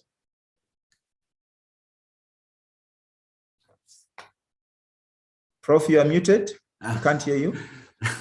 After all this time, I'm still muted on so many Zoom meetings. My goodness. Welcome and thank you so much for the invitation and for your fascinating and diverse program. I think that one of the highlights is this combination of the interest in practical change and academic engagement, which is so rich. Now, let me try and share my presentation. And let me now switch it on. Can you see it? Yes, Prof, is visible. Okay. So what I'm going to talk a little bit about today, but I'm actually not going to be able to get through all the detail in the time available because, you know, we've had a lot of speakers and we are already running late. But let me show you the publication, which is also on the screen. It's a publication that I worked on last year. It came from a project that was funded by Department of Science and Innovation. And it really is an extension of my long-term interest in how universities and medical institutions, EDS and MEDS as they're called in the literature, can make a contribution to precinct level and city level and regional planning. So let me try and proceed as quickly as I can. So the book has quite a number of chapters, and it also has collaborators at the University of Fort Hare, where I previously was a professor for quite a number of years. The content of the book is quite comparative and theoretical and conceptual, but it actually includes a case study of one of our metros in South Africa, Buffalo City Metro, which is not actually a very well-researched city, and it has, I believe, quite a lot of potential for some of the issues around smart city development, innovation, and inclusivity. You can see that the kind of framing of the study is around the problematic of settler colonial cities and their exclusionary nature. I then have a chapter on placing the smart city, which looks at debates around smart cities and how they're conceptualized. I then look at questions of the urban cores of South African cities and how they've performed, because I'm leaning towards an argument about a much more inclusive model of smart city development. The narrative then moves on to the question of the shopping mall violence that we had in KZN and elsewhere in South Africa earlier in the year. And it introduces this idea of infrastructural citizenship, how infrastructure is closely tied to people's imaginations of their identities as citizens of cities and regions and nations, and how these imaginations, including imaginations of the smart city, are really quite fundamental to the debate, and they're often really excluded as people focus on the sort of nuts and bolts of the kind of smart city debate tends to be dominated by engineers and technology people, IT people. So I come at the problem from a more broadly humanities and social science background.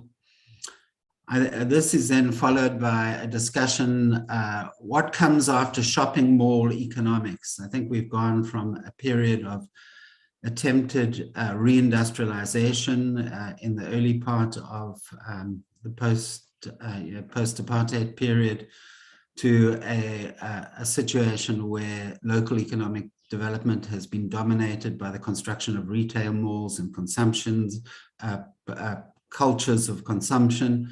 And so where does the digital economy fit in after that? I think then in chapter 5, we move much more specifically to Buffalo City and perceptions within the city about how the shift to a digital focus, especially with the COVID pandemic, how well positioned the city has been in relation to its ability to respond to that. And I look there at students, inner city institutions, a wide range of them. It's based on survey work with business and other other partners in the inner city precinct. I then look at the question of the colonial, in chapter 7, colonial legacies that links back to the introductory section on colonial cities. How welcome do people feel in colonial cities and in spaces? And then there are 3 other chapters that one considers comparative work with India, the other with this idea of the 15-minute city that gained enormous popularity during the pandemic. And then I end up with a discussion of embedding smart cityness or smartness. So it's quite a wide-ranging and obviously clearly impossible task to cover all these discussions, all these chapters here. So the book was really conceptualized and written in 2021. It was influenced by this rapid shift in our thinking around how work was done, what the role of digital technologies, and of course, online learning.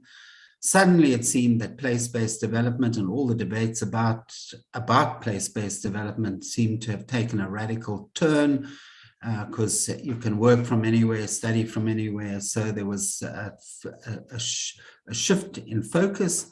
And in fact, in coastal cities in South Africa, an enormous interest in cable economics, where cables were going to land from India, which ones are going to be connected to Europe and America and so on. So it's within the context of these changing, quite radically changing concerns about economic development and city building that I embarked on the project. I think that I was, if we go to the third, the main one here is, the main issue here is really my interest in this idea of the promise of infrastructure, that it's both an aspirational, a road is both an aspirational concern as well as a kind of practical and engineered reality. And so I introduced this idea of infrastructural citizenship and what that might mean, and indeed notions of infrastructural nationalism, which in the text I link to things such as service delivery protests and other forms, political expressions of aspiration for infrastructure.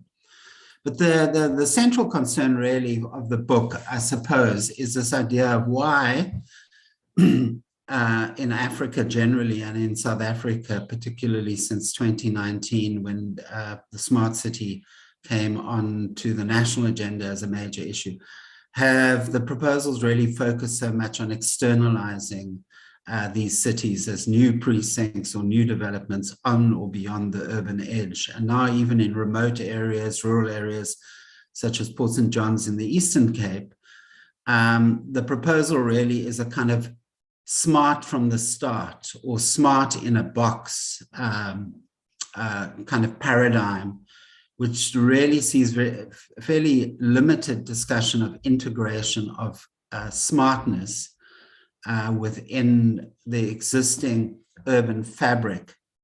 Of course, we have smart meters and many applications of digital technology in our lives, but it seems that our kind of ambitions for smart city development are really externalized to our to our urban infrastructure. So let me go. This is just to illustrate all the excitement and dynamism around the idea that cables are kind of miraculously going to change economies. And there's definitely truth to that, but it has created great competition between coastal cities in South Africa for access to these cables. And in the Eastern Cape, the usual competition between the two motor cities and their IDZs has played out in relation to this, but Cape Town, it seems, is most favorably located. So there's a narrative here. There's not only a real economics, there's a kind of narrative of connectivity, and also the idea that this connectivity will somehow miraculously transform lagging regions and economies. And so I have a section in the book that looks at how we've moved from this idea of kind of shopping mall economics into this these expectations around what the digital can do for the economic future of. I don't think I'm going to talk much about the settler city. I introduce this discussion really to try and focus the attention of the reader on the idea of why a lot of our urban development plans seek to get beyond the city limits. And that has a lot to do with the fact that settler city building was not only a kind of a particular kind of economic project, it was also a cultural and a political we also understand it as a political project, but it was also a project of cultural exclusion, because, and in fact, this very, Patrick Wolf is a famous theorist on settler colonialism, and he draws our attention to the kind of logics of what he calls elimination in these cities, eliminating indigenous identities, eliminating indigenous culture in favor of of a kind of Eurocentric based urban development, which is, of course, part of our history. Prof, I'm doing badly for time, I guess. I better... Hello, Prof? Yeah, so in South Africa, I think I've covered this. I mean, you know, our president Can you hear me, Prof? introduced... Yes? You've got 5 minutes to wind up your presentation. Okay. So I think these are some of the imaginations of the kinds of cities that we had, that I was talking about. I think that South Africa is a latecomer actually to the smart city debate in Africa. Many other countries, Nigeria, Ghana, Egypt, with 27 or maybe 35 smart cities on to be built, are really leading the way. I think that I also talk in the book about how the idea of the smart city has entered the popular imagination in genres of films and art and fashion, so that, you know, this the idea of the smart city is not external, is not just externalized through the ambitions of Chinese technology companies or German technology companies, actually being deeply incorporated into African popular culture and imaginations of the future.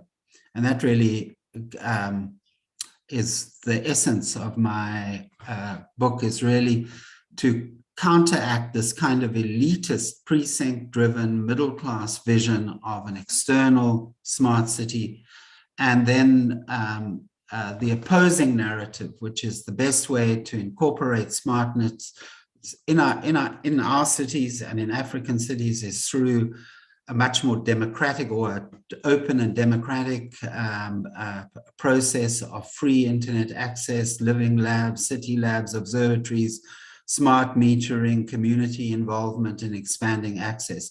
And I suggest that this opposition is somewhat problematic because Africa needs both representational forms of smartness as well as real precincts that are embedded in smart technologies. And that takes me finally to, so the desire for smartness is really real and needs to be met and so I won't go through, I make comparisons with, I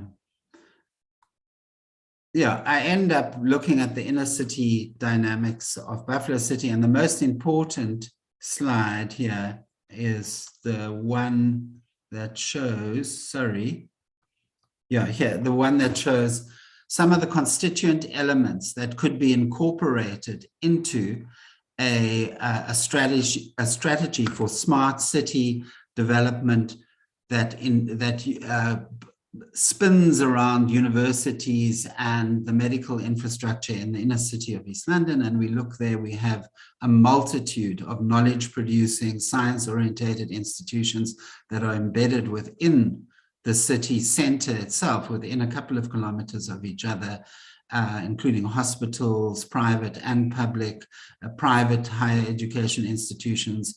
And at the same time, these are obviously places where large numbers of youth congregate, where skills can be transmitted, and where startup firms and companies could be activated. So I'm really arguing in the end, and this is my final sentence or two, is that we need to rethink fundamentally how we introduce smart infrastructure and smart opportunity within our cities. And my focus really has been on the importance of doing that in secondary cities in South Africa, not just in your large metros and your rural areas. I mean, it was an impossible task to try and get through all the arguments in the book. But anyway, I hope you get a sense of the flavor of what is in that publication. And the book is free online, and I have given the organizers the link to that. And so you can upload it, and you're certainly welcome to communicate with me on, further if you want to. Thank you. Thank you, Prof. Bank, for giving us an insight into your latest publication. Colleagues, you agree with me that we have reached a stage where we are transforming and looking forward away from the legacy of apartheid, away from the legacy of colonial development. Now, I think the stage is laid for us to look forward to achieve smartness in our neighborhoods, in our communities and urban environments.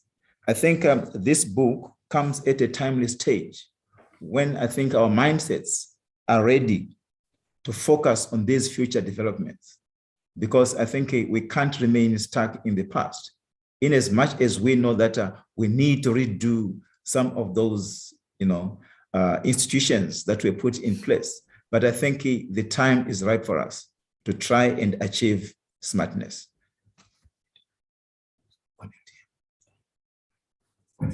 So can I, at this point in time, call upon Dr. Abrahams to give us the message of goodwill. You remember, colleagues, that we are not able to connect with him earlier on. Dr. Abrahams, if you're available, please, can you go ahead? Thank you very much. And sorry about earlier. I'd like to say a hearty welcome and thank you for allowing us to participate. Dr. Banks' message was right on point for me, in the sense that what we're looking to do here in the United States and as a collaborative partner with Africa is to really redefine, in my words, Dr. Banks talked about smart cities. I think for us, we take it down to a level where we want to now start to define what smart communities look like.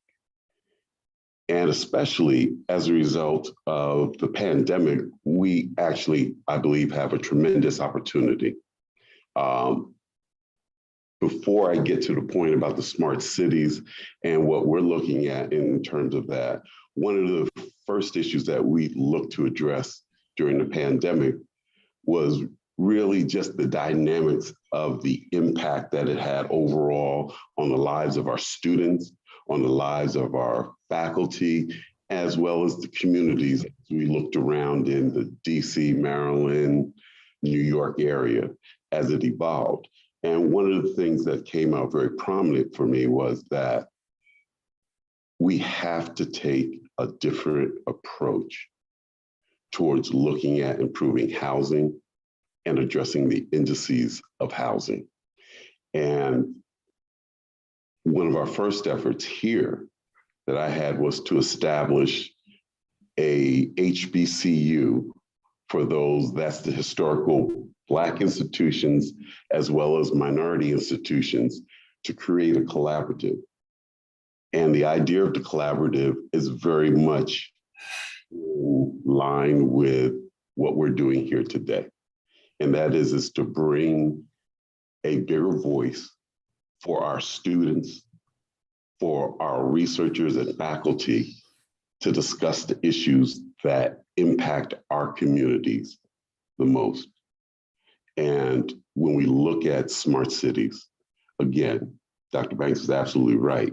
Smart cities are conceptualized initially and have been based on the traditional models of economics and looking at having an impact on the city overall, more of a middle, I guess you'd call it a middle income approach.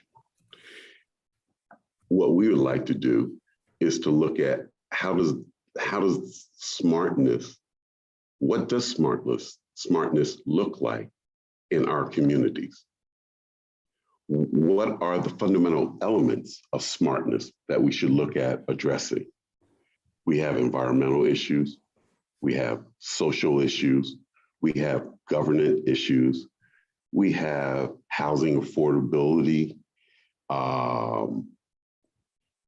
We call them here, and in terms have evolved all over the world in terms of food deserts or food insecure communities. How does smartness and energy relate to our communities so that we have a positive impact on creating a better life for people in our communities? The topics are global and the issues are a lot more similar to the communities, the minority communities in the United States and Africa. And this is where I find the most exciting thing, because everybody's talking about it. And it really is about bringing our minds together to address this problem more directly and look to create the partnerships that will enable us to have a more positive impact on our communities. Place-based development, pre-pandemic versus what place-based development with technology will look like post-pandemic or pandemic to post-pandemic is one of the things I think we have a great opportunity to make a tremendous impact on. Right now, the world is looking at dynamic and unique solutions to address the problems, as we're seeing with the food supply chain and just the supply chain in general, and how it's impacted our ability just to have things that we've now taken for granted. I welcome the opportunity to be a part of this coalition, and I look forward to expanding our collaborative so that it can be a part of, and we can bring more voices, more researchers, and pool our resources together to look at these problems and see where the similarities lie amongst our communities, as well as the potential solutions that can benefit both communities. this is one of our goals. And this is my goal from Bowie State University and what we do right here. So with that, I am mindful of time. I welcome the opportunity to work with all of you and to present a platform for our students and ourselves to have a greater voice in this issue. Thank you very much.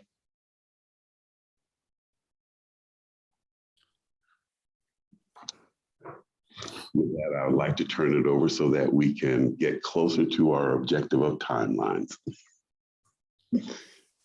Thank you very much, Dr. Abrahams, for coming on board. We missed you earlier on, but I'm happy that eventually you were able to connect with us. And really, thank you very much for those wise words. And definitely we are going to build those platforms so that at least we can reach out to each other and make sure that we all grow in the same direction. Colleagues, it has been a hectic morning. A lot of papers have been presented and got a lot of information to digest. We've got 20 minutes for us to deliberate on a number of issues which came out of the papers.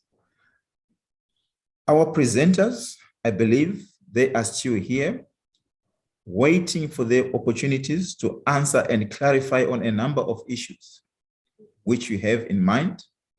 And I would like to believe that this is the moment where we need to interact so that we can actually discuss those pertinent issues. Are there any questions at the moment? Burning questions for our panelists which need attention?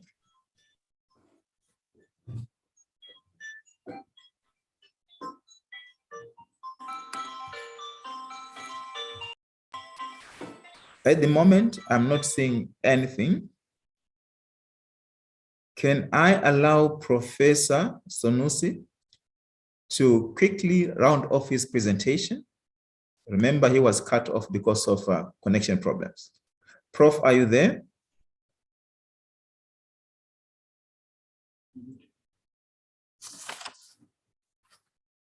Muted.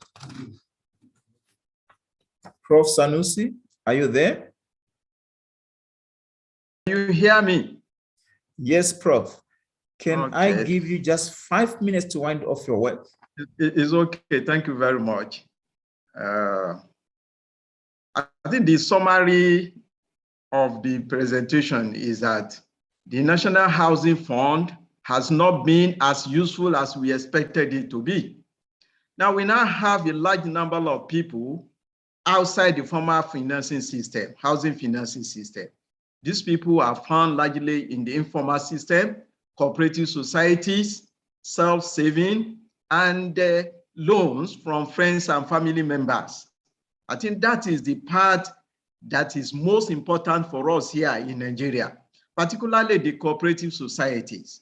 Cooperative societies have been very, very useful in housing finance.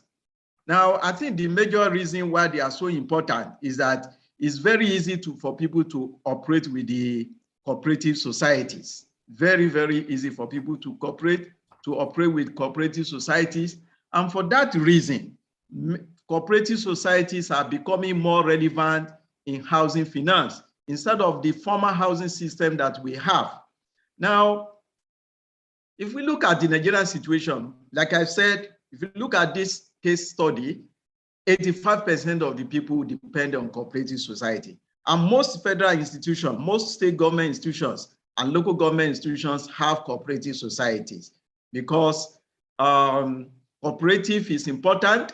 Substantial proportion of the people are in that particular sector, accessing housing finance through cooperative society.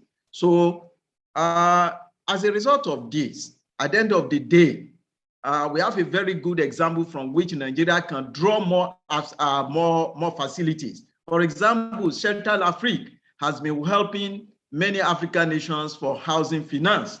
It is a Pan-Africa finance institution.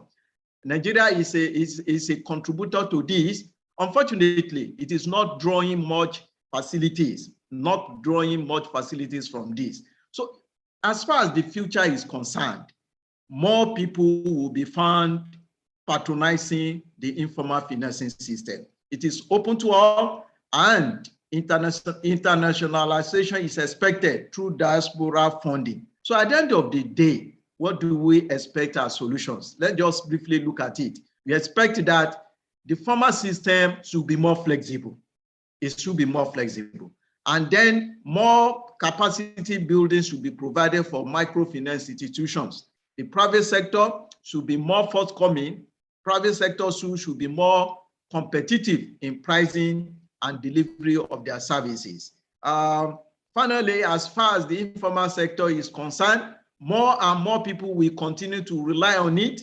The informal system will continue to play more critical role. There's likelihood of the demand, however, outstripping the supply. The finance per unit of access will continue to be small, but more and more people will be attended to. So what do we expect from them? We encourage informal groups to continue to be more, to pay more attention to housing finance.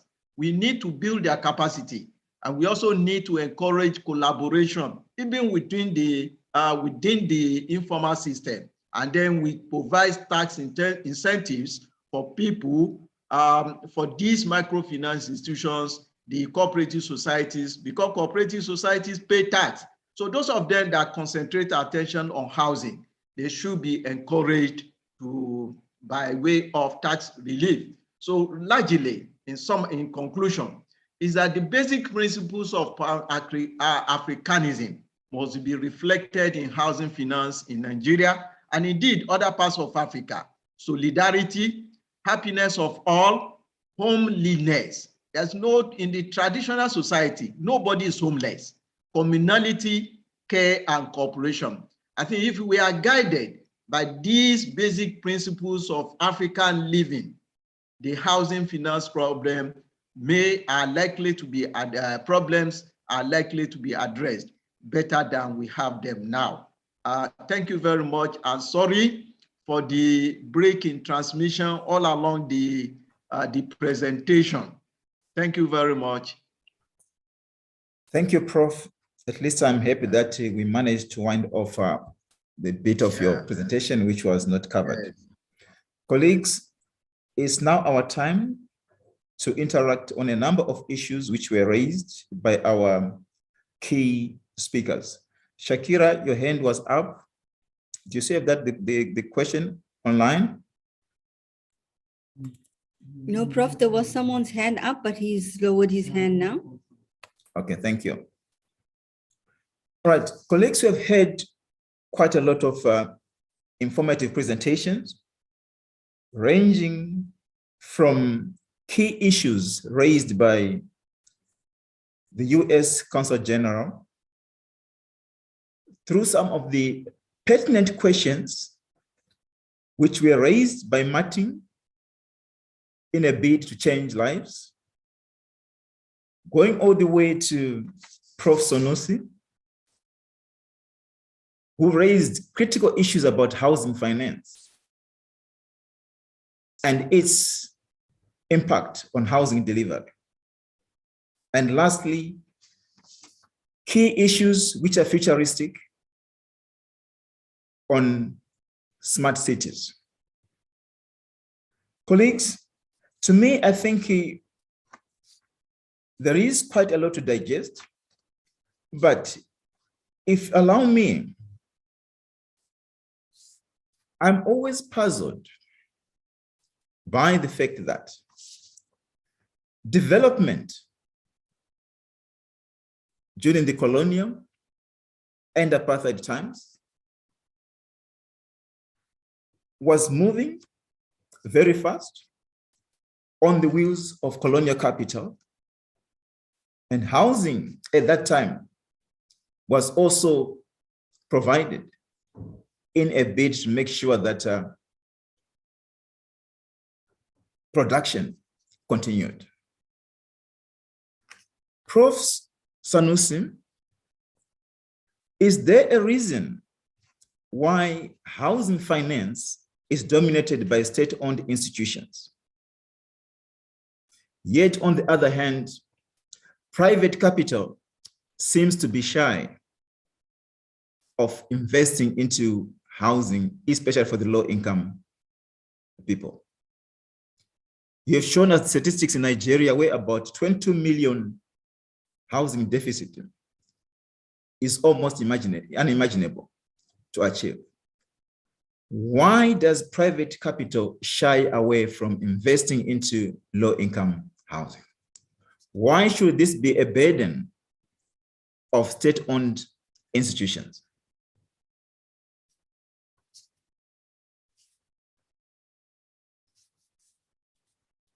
Can I answer now or I wait till later? You Can I go respond ahead, now? Prof. Okay, thank you very much. I think the major issue is the long-term financing of housing, of mortgage. Mortgage requires long-term financing, 20 to 30 years to recoup capital. That definitely is not suitable for business motive. I think that's the major reason why commercial banks and private finance institutions are finding it difficult to sink money, to allocate money to housing finance. Even when the law mandates that they must do so, they have refused to do so. Now, the dominance of the former finance system, government institutions, is just a question of social responsibility on one hand. On the other hand, that dominance is seen more in the former financing system, not necessarily in the totality of the housing finance. In the totality of the housing finance, most people, they go through the informal system. So what we discover is that you see houses being developed every day in our cities. And most of these houses are privately, individually financed through informal system, not necessarily through government facilities. Because as we have seen, the government is unable to provide mass housing through the formal financing system. I think that we can say about that. Hello? That's quite an interesting response, Prof, because I'm sitting here thinking about what Professor Bank was talking about. Yeah.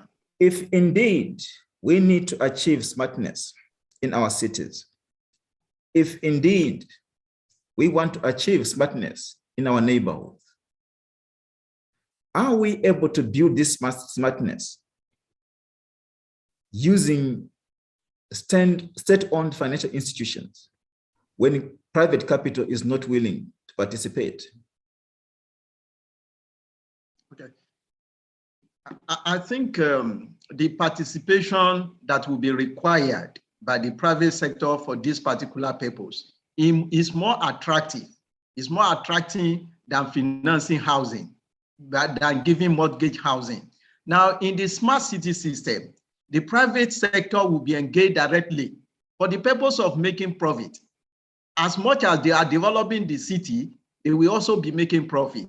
I think it will be easier in developing the city generally, the city infrastructure, shopping facilities. The private sector will be more interested because in that particular case, the return is very fast. Within a short period, they will be able to recoup their capital.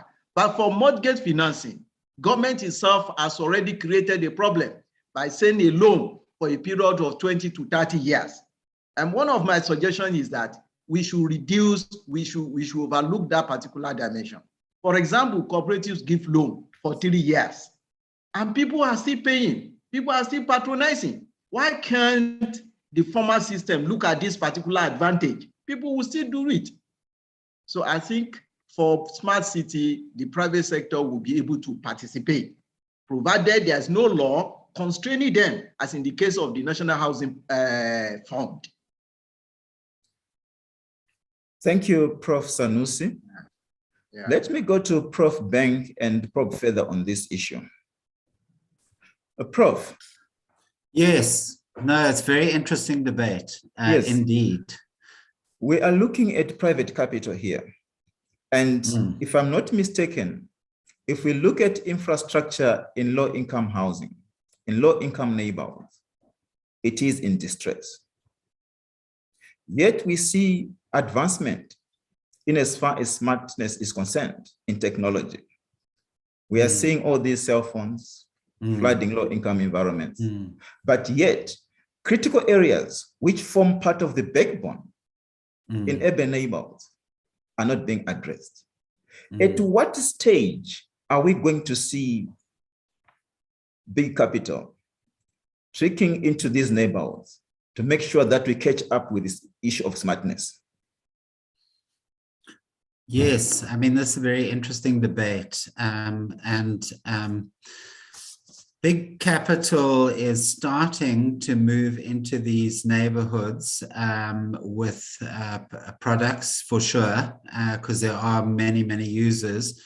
But I guess the point that I think one learns from cities generally is that if you have the housing sector dictated by the state, by state investment, and smart cities by private interests, those interests are going to always act, for the bottom line, for profit, and they're going to leave aside the areas that don't give them a good return. And they're also going to not necessarily invest in precincts where there are a lot of state institutions like higher education facilities and so on. So it is crucial that there is a legislative framework, that there is public policy. I mean, the reason I introduced the whole a smart city mission in India in this publication is that I think that there's a very people who want to upgrade neighborhoods make an application competitively with other developers to a state body that then views these applications at a national level and awards subsidies and support for smart infrastructure on an area-based planning kind of model. And then when the project takes effect, there are multiple levels of support from the national government in the form of a grant. The provincial or state level governments in India are responsible for providing support for the startups and for the training and the digital skilling of people, and the city has responsibilities for land and other forms of infrastructure. So I think, I mean, generally in my writing, I think this is revealed very clearly in the inequalities in the American cities, where private sector gentrification, enclaved areas have really excluded, exactly as my colleague was saying, David, a few minutes ago, to the exclusion of historically Black institutions and historically Black, communities.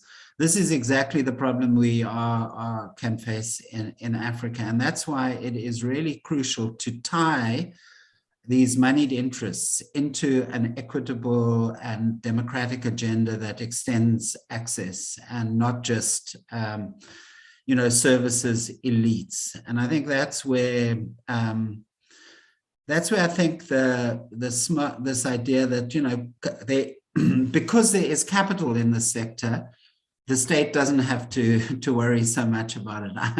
My argument would be is because there is so much capital in the sector, it's precisely why the state has a responsibility to direct this in an equitable way. I sincerely agree with you, Prof, because I think we need to get to a stage where we have to redistribute capital to make sure that it trickles down to those communities in distress. Allow me to go to Mr. Martin Lewis. Can we say that we have reached a state of limbo as far as transformation is concerned? Because I'm looking at the world today and all these modalities of urban transformation which we need to achieve. Are our theories still able to uphold the mandate to contribute towards transforming society and urban space?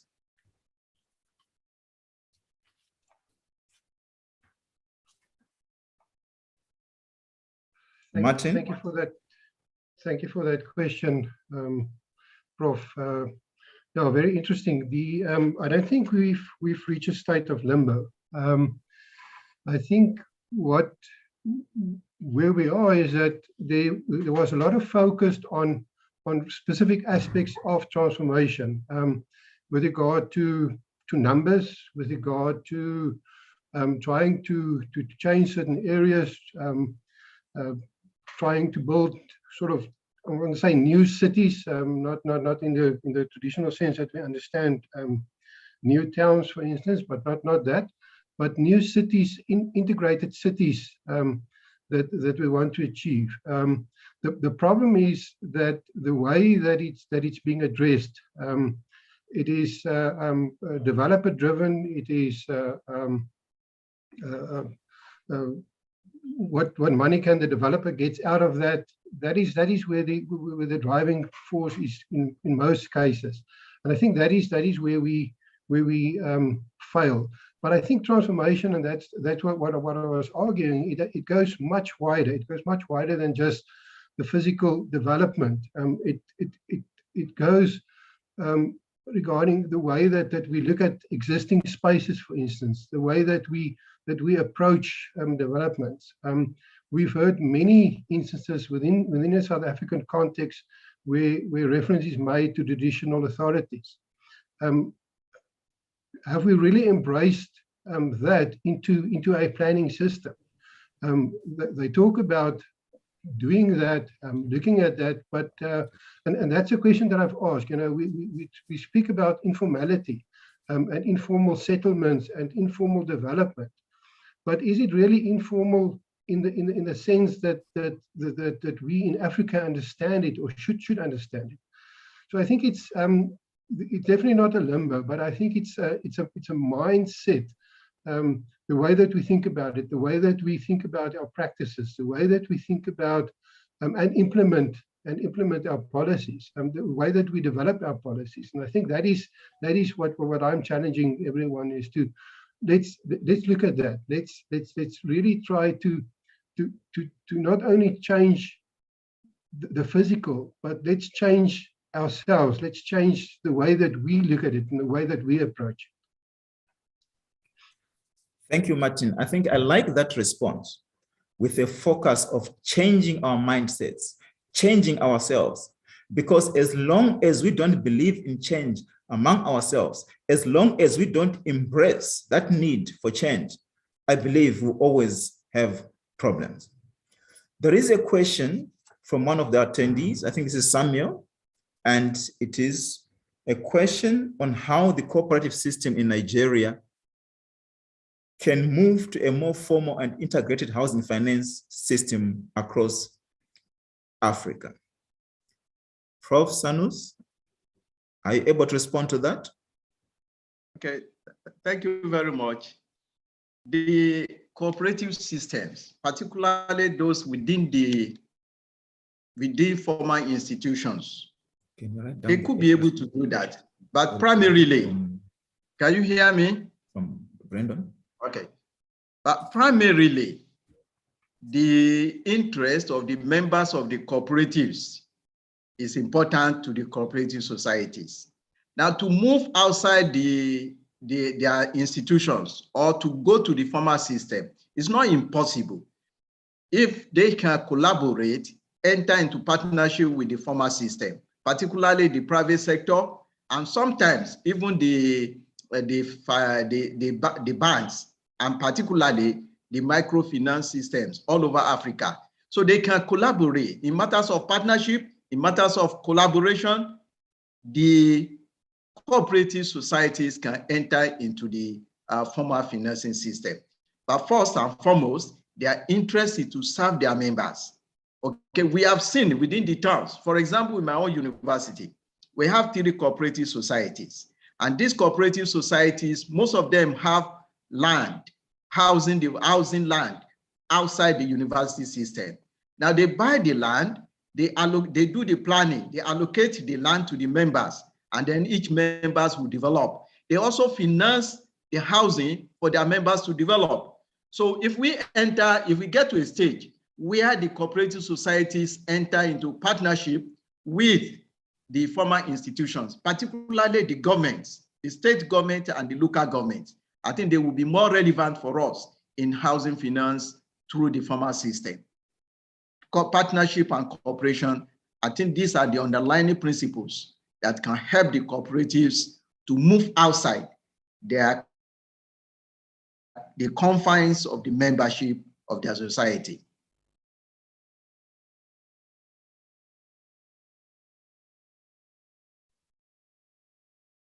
Thank you, Prof. Sanusi. Hello? Yes, I want you to tie in your response with a question from Samuel, where he questions whether the cooperative system justifies the community spirit in African communities. Yeah. It is based, the cooperative principles are based on some of those values that are listed at the end of the presentation. It has to do with care. Within cooperative society, there is the concept of care. There is the concept that you will not suffer. There is the concept that you stay protected. So I think it aligns very, very well with the concept of African communality and the concept of care among the African people. It does very, very well. It does. Thank you, Prof, for that response. Yeah. There is a question for you, Prof. Bank, on smart cities. Can you hear me? Yes. Yeah. The question is, how can I'm not going to comment really on the banking question much, except that there was a very strong cooperative dynamic to the Afrikaans Help Mekaar Savings Club, Stokvel Foundation to the formation of helping societies and financial institutions. Whereas the English, I mean, Anglo capital came in via colonialism, and the South African British extraction settlers were very supportive of the world wars and so on. And as a result, you know, institutions were replicated, and even took a very long time for South Africans to appreciate the products that were produced in South Africa as opposed to those that were produced outside. So there's a long story about that. I mean, the last question by Samuel is, yes, of course, a very interesting one. I mean, so it's clear that we have a number of systems that have been introduced by municipalities for cost recovery purposes around energy use, smart meters, and so on and so forth. So these are the application of smart technology in these instances, predominantly for revenue collection purposes, obviously, and for efficiency purposes.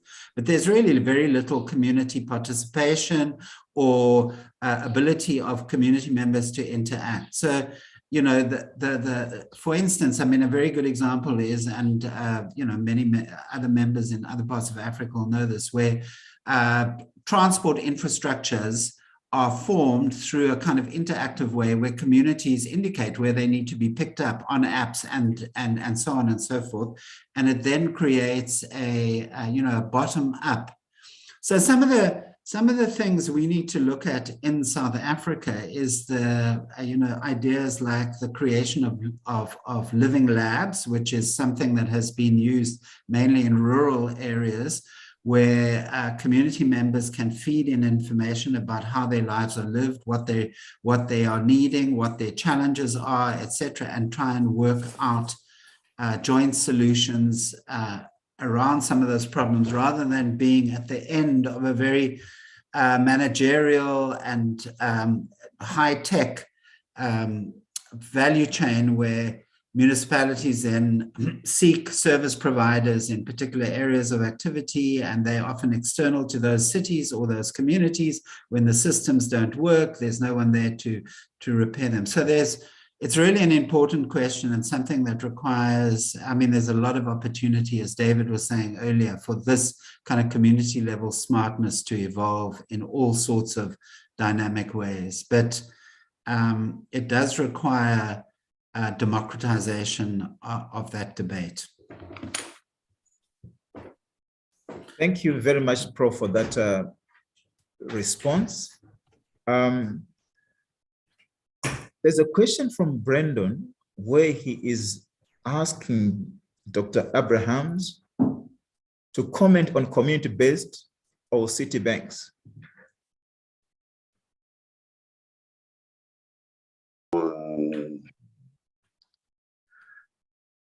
Hi, yes. So yes, Brandon, are you able to elaborate on that question so that Dr. Abrahams can answer it?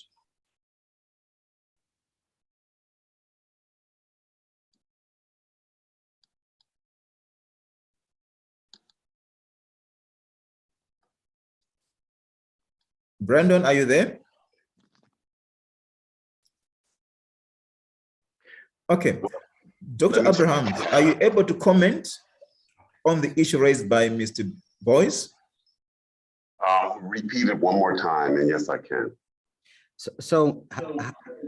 Oh, there he is. Thank you, Brandon. You can go ahead. I want you to just see from America, I understand that there's city-based banks, whereas in South Africa and Africa, there's national-based banks. And in South Africa, we have a monopoly of 4 or 5 strong banks. So I'm going to approach it from a slightly different perspective with that. Part of the problem that I see, and this really gets down to the heart of change. How do we facilitate change? When we look at the adoption model for change, as an example, what we find is that the majority of the people tend to be, if we were to look at that bell-shaped curve, that 64% is in the hump, which is the majority of people. And when it goes to people, we're talking about industries, meaning that the mechanisms that they use. Dr. Abrahams, we can't hear you clearly. Can you? We can't hear you clearly, please. Oh, let's see. Can you hear me better? I think it's better now. All right, I will try to speak up better. Okay.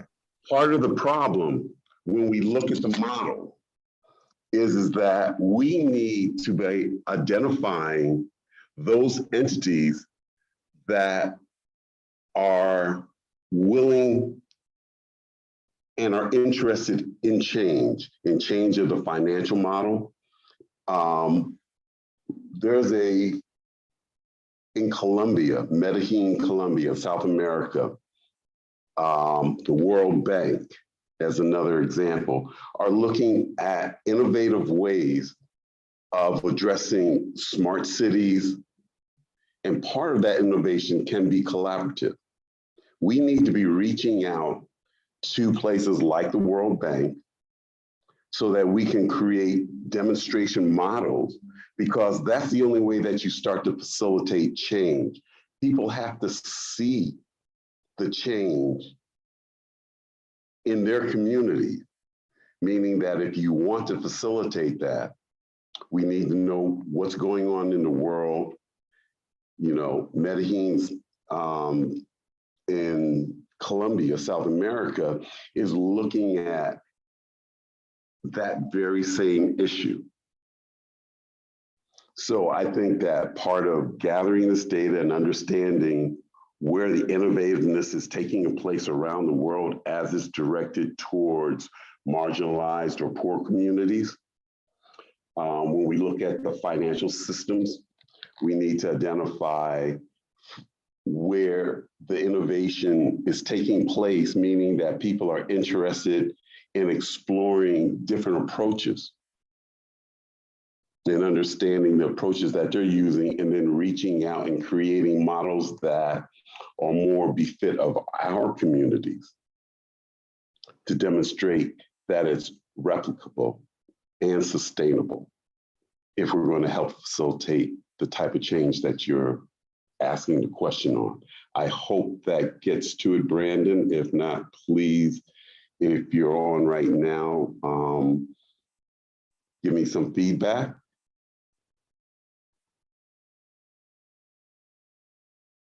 And as well, feel free to reach out to me offline when we're all done with all this too, because I would like to continue that conversation and learn more about some of your concerns.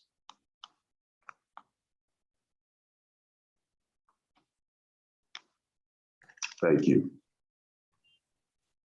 Thank you, Doc, for that good response.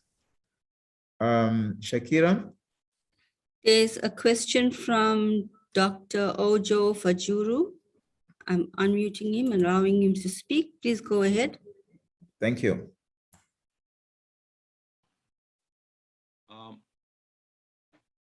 Greetings to the conference. I hope you can hear me. Yes, we can hear you clearly. Oh, thank you very much. I'm Dr. Olufemi Ojo Fajuru, and I'm attending from Nigeria. Thank you. Sometimes in 2019, I was at a Nelson Mandela Development Agency and a Nelson Mandela University joint seminar series, which was moderated by Professor Shijekula Mbanga. There, Dr. Gillian Adendorf discussed the topic, smart cities are future cities, and there is no going back, quote unquote. I was a panelist on that discussion forum. I raised some questions on smart city that time, and those questions are still relevant today. There are three of them. Number one, where are we now concerning the issue of smart cities? That will entail evaluating the existing situation in our settlements in terms of population growth and dynamics, land use change and control mechanism, as well as the effectiveness of the control mechanism. Then the environmental implications of in terms of physical development, health, and social cohesion for the people.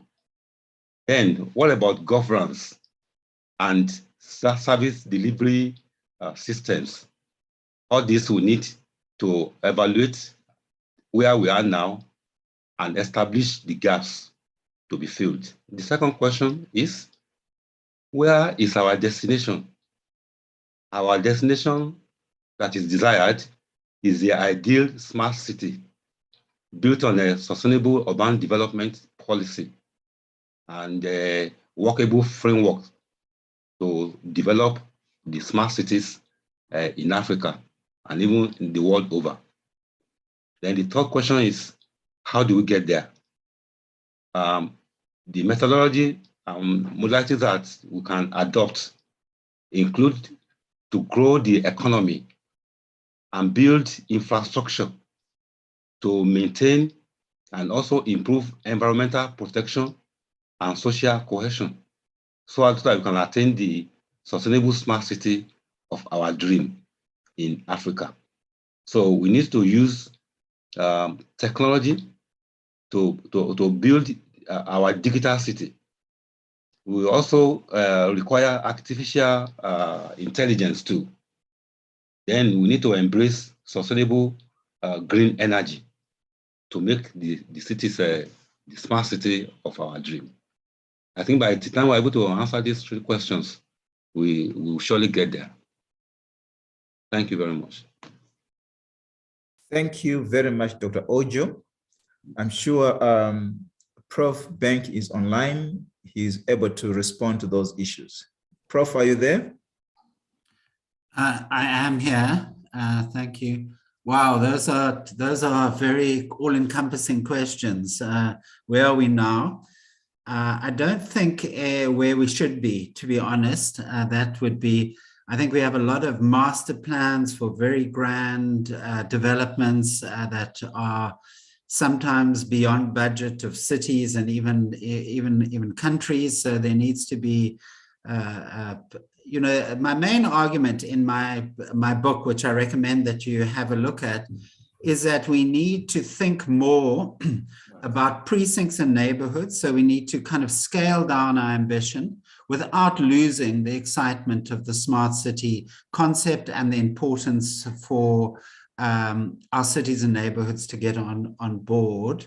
What is our final destination? I think that's really an important question or what is our destination? Our destination is presumably to develop applications that are relevant to Africa rather than copies of what work elsewhere. So where this is critical for our agency as a continent, as universities, as communities, to put our own stamp on what that destination is, and not just be pawns in a global game which is quite far advanced, and we are coming in rather late and to have everything dictated to us.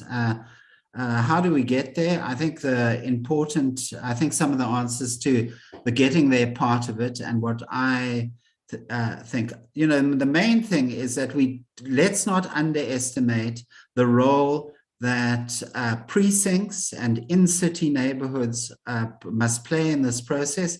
Let's not underestimate how important it is for our universities and higher education institutions to be catalysts and to take a lead in this process. And let's harness the kind of energy of the youth and their interest and their, and their engagement with smart technologies and their digital skills in this process. So there are kind of three focus areas that I would suggest that I think we have a very, very conventional view of what the role that higher education institutions can play and how they should look like. And it is an image that is somewhat outdated in relation to what's happening globally. And I think we need to enter that debate with our own dynamics. And then I think in terms of infrastructures, I don't think there's one infrastructure one grid that will serve all challenges and opportunities. I think, for instance, where you are dealing with big institutions that need that support, the state needs to come in, as I've said earlier, and provide support for priority areas of investment, and that would be in partnership with private concerns. But it should be able to say, these are the areas that we think need your attention right now, and that your long-term, future in these markets really does depend on taking on forming a kind of social contract with the communities that are being served, whether they're educational, whether they are suburban, or even informal. So, these are the kinds of considerations. And that, I guess that probably not a very satisfactory answer because your questions were very challenging, but those are some comments. Thank you.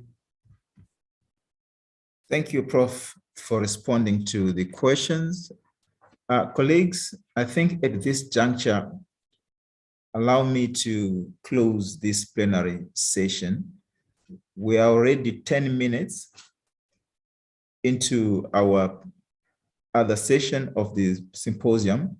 I'm sure the tech chairs won't be amused with this delay. We've got quite a lot to digest, and the onus is on us to try to reach out to everyone to make sure that we make use of all this information which we have. As I did indicate earlier on, that symposiums and other similar platforms are meant for us to interact and interrogate issues that affect society. And eventually, there are platforms upon which we can transform our researches into reality. Indeed, as you heard from a wide range of questions which were posed here, there is still a lot for us to achieve. Talks have been made on smart cities. Talks have been made on transformations. Talks are always endless. on achieving sustainable housing finance. But the question is always the same, like what Dr. Ojo indicated. Where is the destination? When are we going to get there? And that question always remains pertinent because there are always issues that make it almost impossible for us to get to our destination. With those closing remarks, allow me to bring on board Mr. Edmond Mutsa to give us directions to our next sessions. Thank you. Greetings, everybody. As we are moving to our breakout rooms, I would like to bring it to your notice, especially the room chairs, that due to technical reasons, we might not have our co-chairs. So you are encouraged to take full control of the rooms. And for the audience, the room links to your respective links, you can find them in the chat section. And if you find yourself out of your room due to maybe not network problems, you're encouraged to come back to the main room, which is the plenary room. And then our technical or IT team will be sending these links every now and then, so you'll be able to reconnect and join your respective rooms. I thank you.